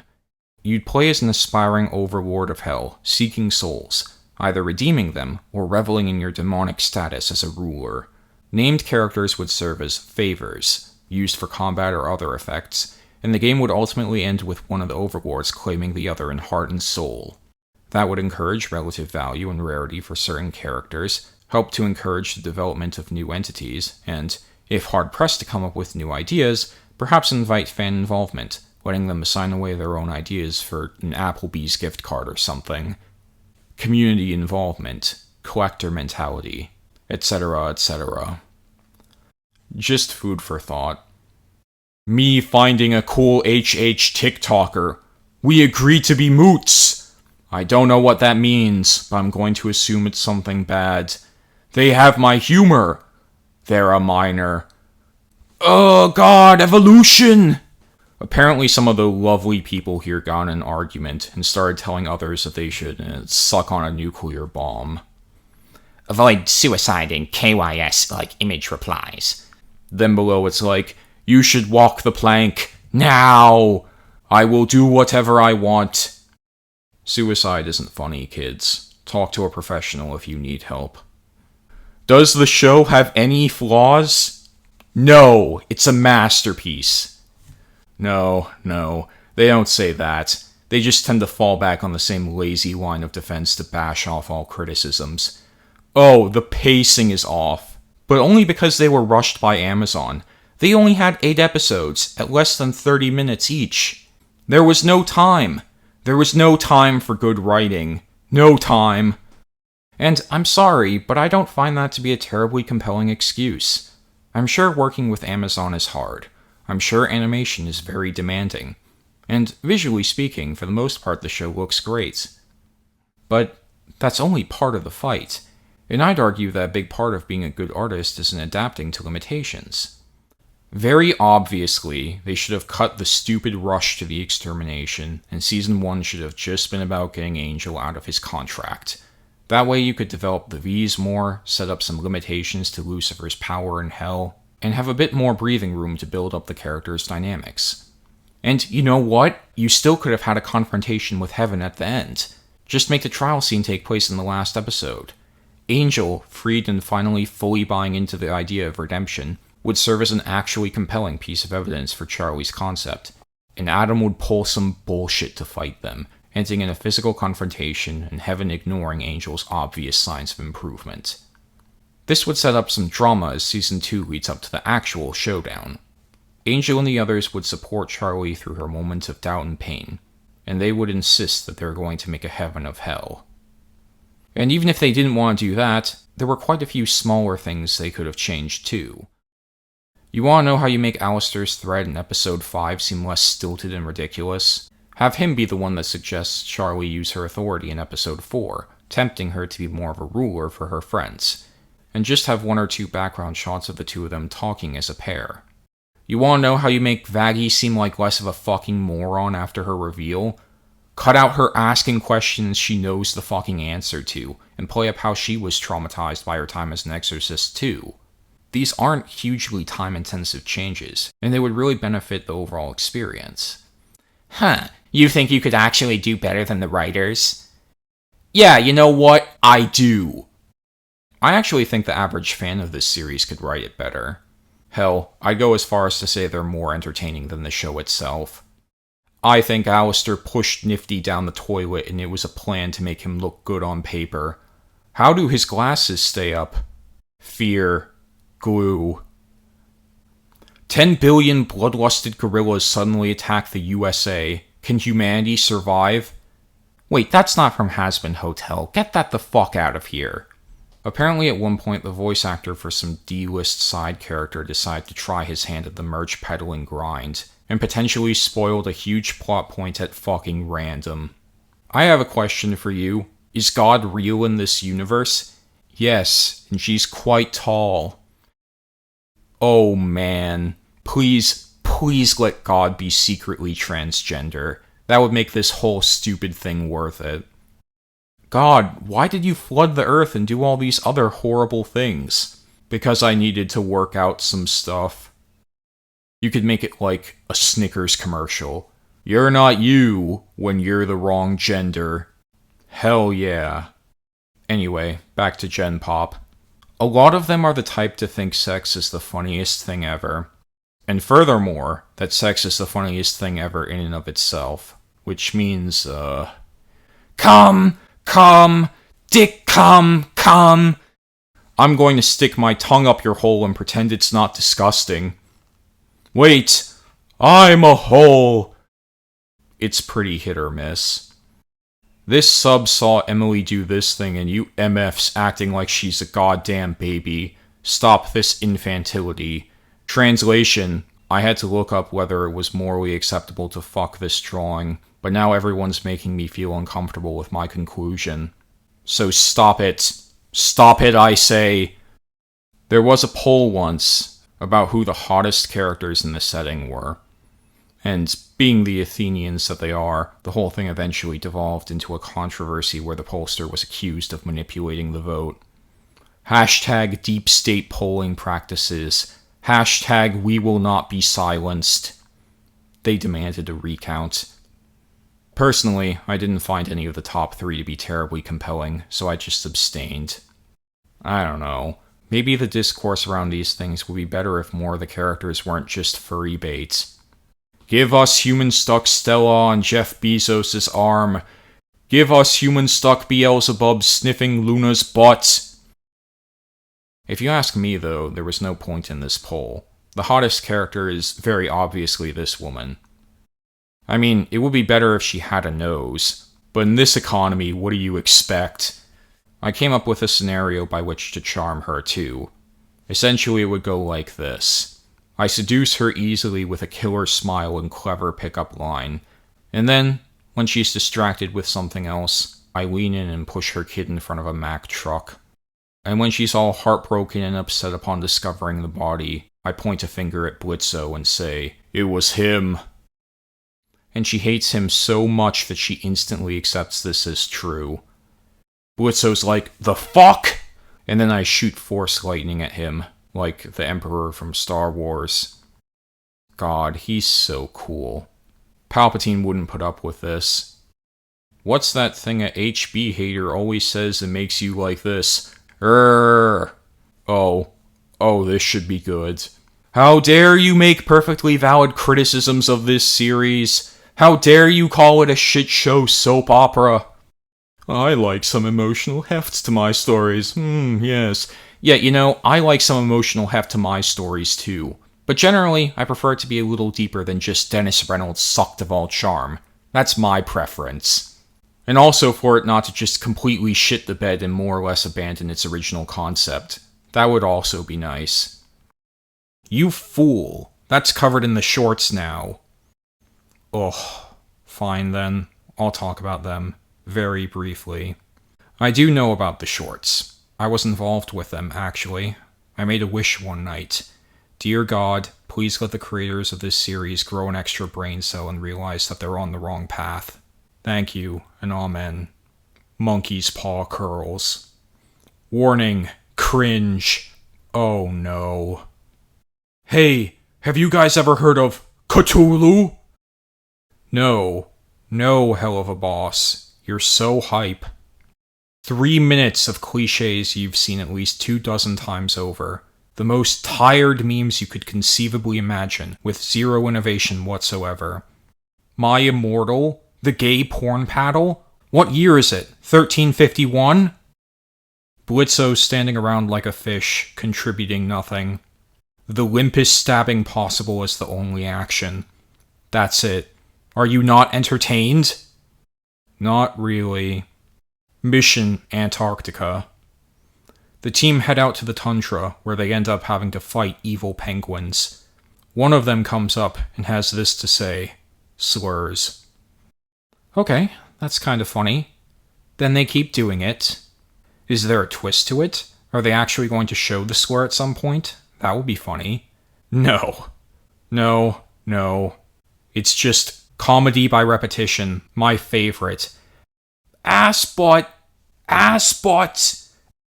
Oh, and then sex. That's the other joke they have. Remind me again how great this show's comedy is. Aha, we're having such a great time together. Yes, it almost makes me forget that you abandoned your family to live in the city. Oh, oops, did I say that out loud? Yeah, you did. And then, of course, you have the taco episode. It's better than the main episodes? A little? But, whatever. Don't be shocked by the tone of my voice.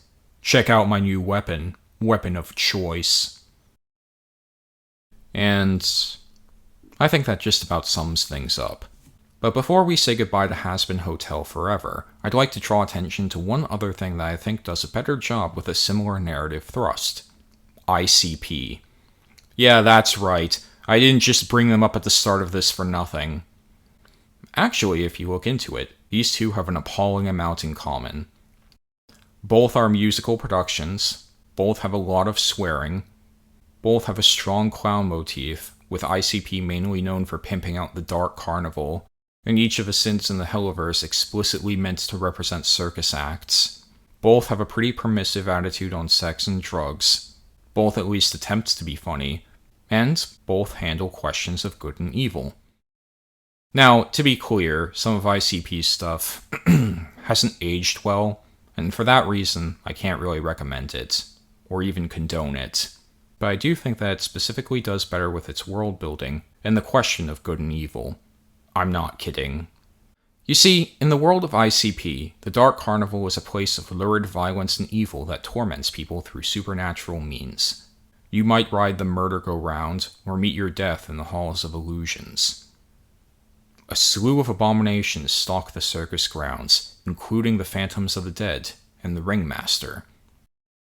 It's dumb, but what holds it together is the tone. Specifically the band's sheer bloodlust and their undeniable ability to create atmosphere. Imagine it. You're home late at night, looking out the window, and you see lights rolling over the street. You feel a sense of unease, but are helpless to resist as you get up and walk out the front door. And then further. You're alone.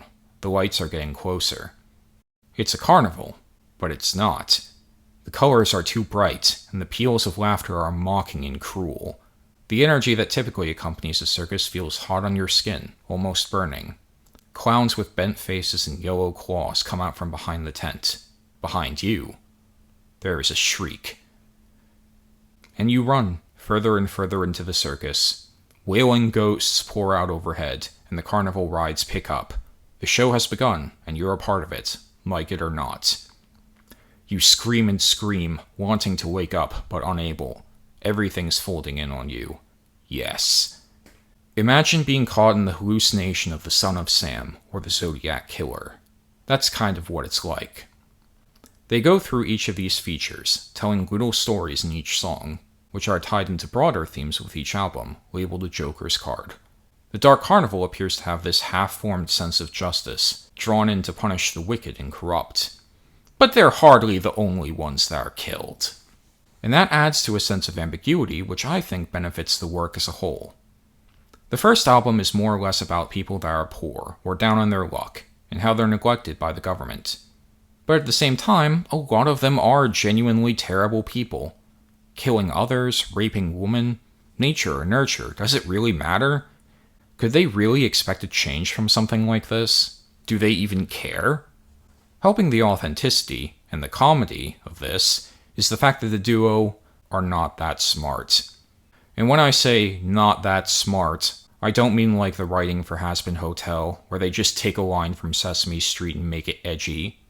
I mean like modern-day conservative levels of stupid. Oh, pedophiles, racists, how are we going to deal with this? I know, let's just fucking kill them. Murder everyone, that's the solution. It was in front of our faces the whole time. Mind you, the singers aren't legitimately advocating for these things. But they're certainly glorifying them. And it's an experience.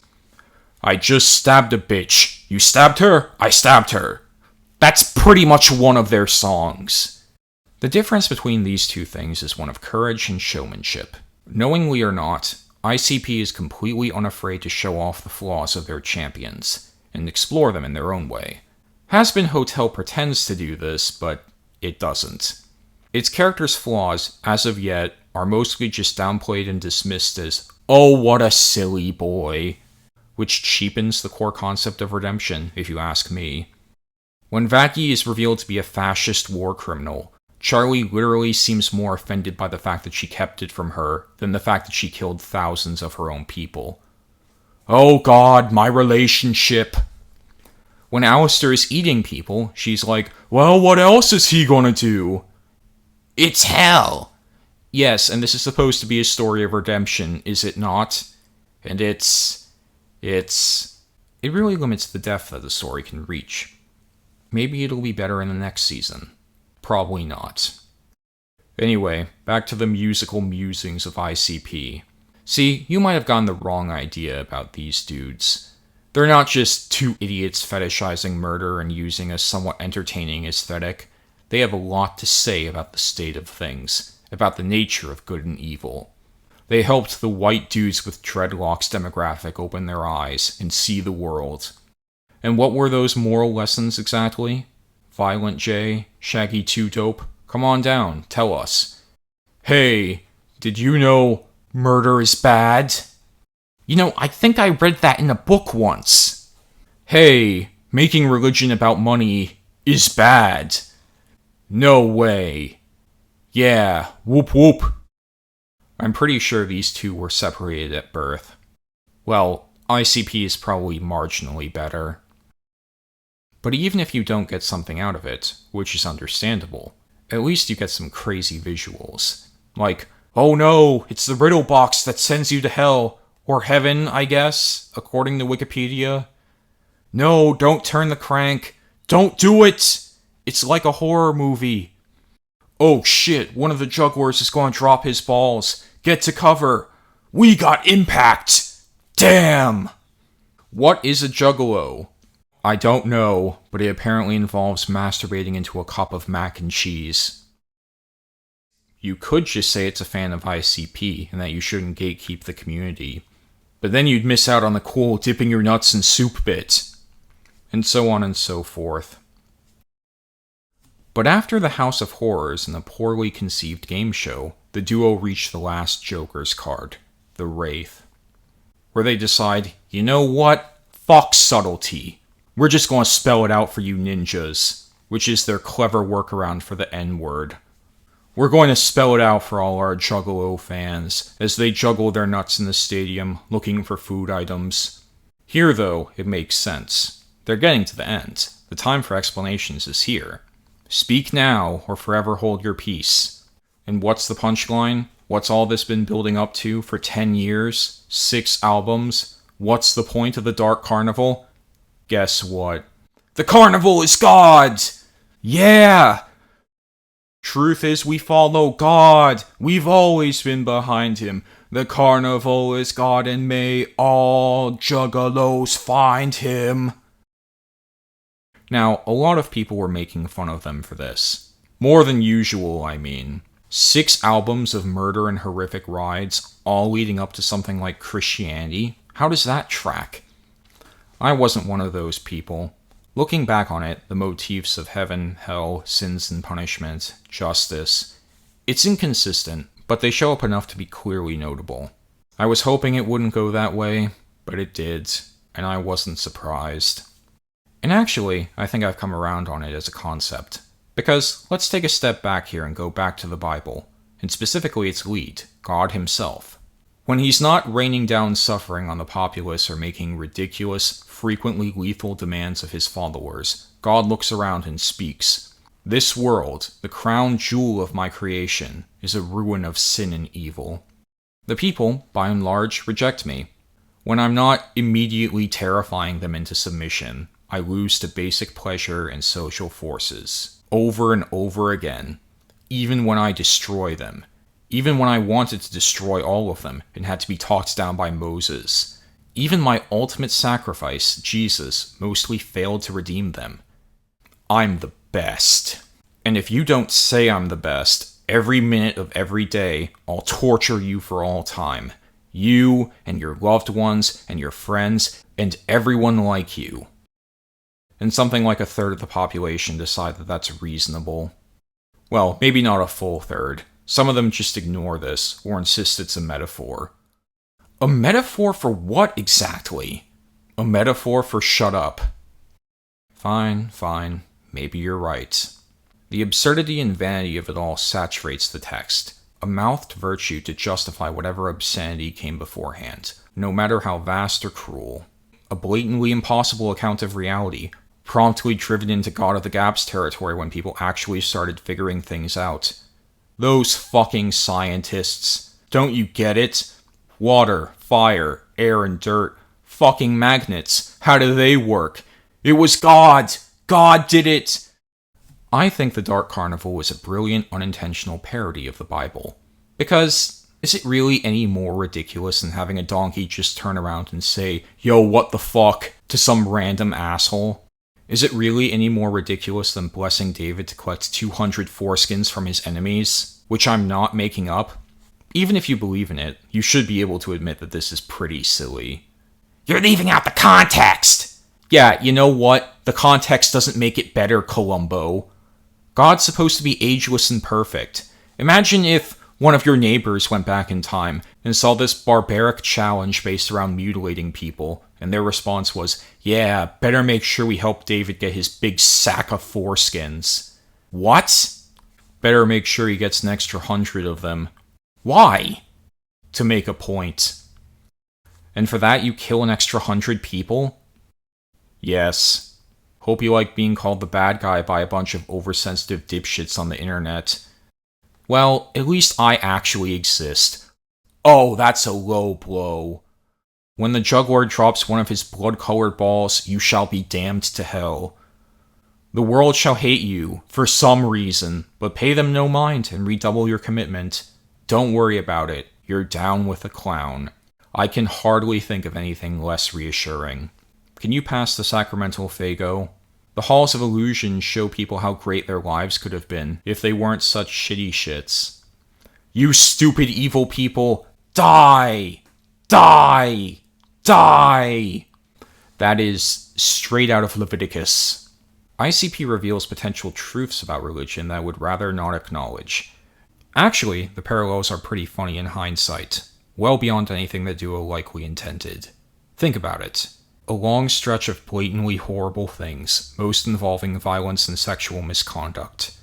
A rather abrupt and disingenuous attempt at a rebrand, insisting that all served some higher purpose. An expansive view of the sciences that demands subjugation to a predetermined outcome. Obsessive fans that come from all walks of life. Some reasonable, some not. That's how I'll put it. And miracles. I like miracles. I think it gets a bad rap, actually.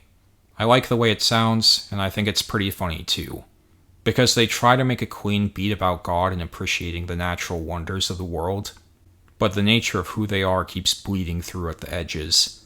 Water, fire, air, and dirt. Fucking magnets. How do they work? And I don't want to talk to a scientist. Y'all motherfuckers lying and getting me pissed. Classic.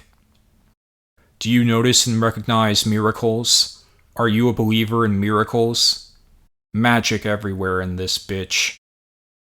The feeling's gone, it feels like. There ain't no magic in your eyes.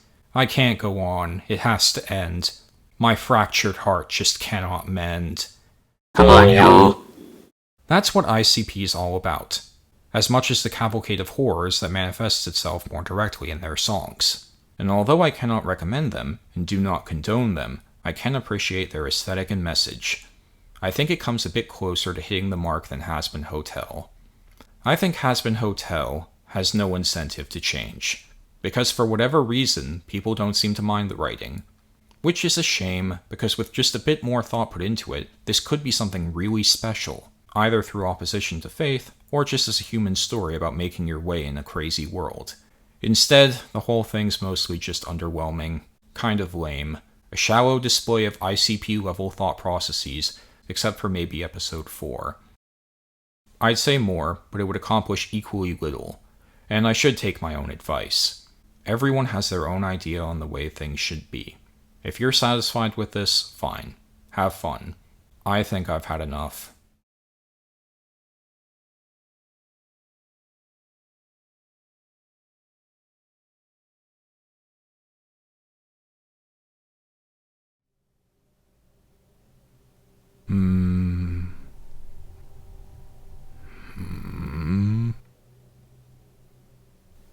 And now, where have I left this? My heart. O slave of the sea. Hear me. Has grows for 3. So grows for 1st. You need only go one step further. Superstar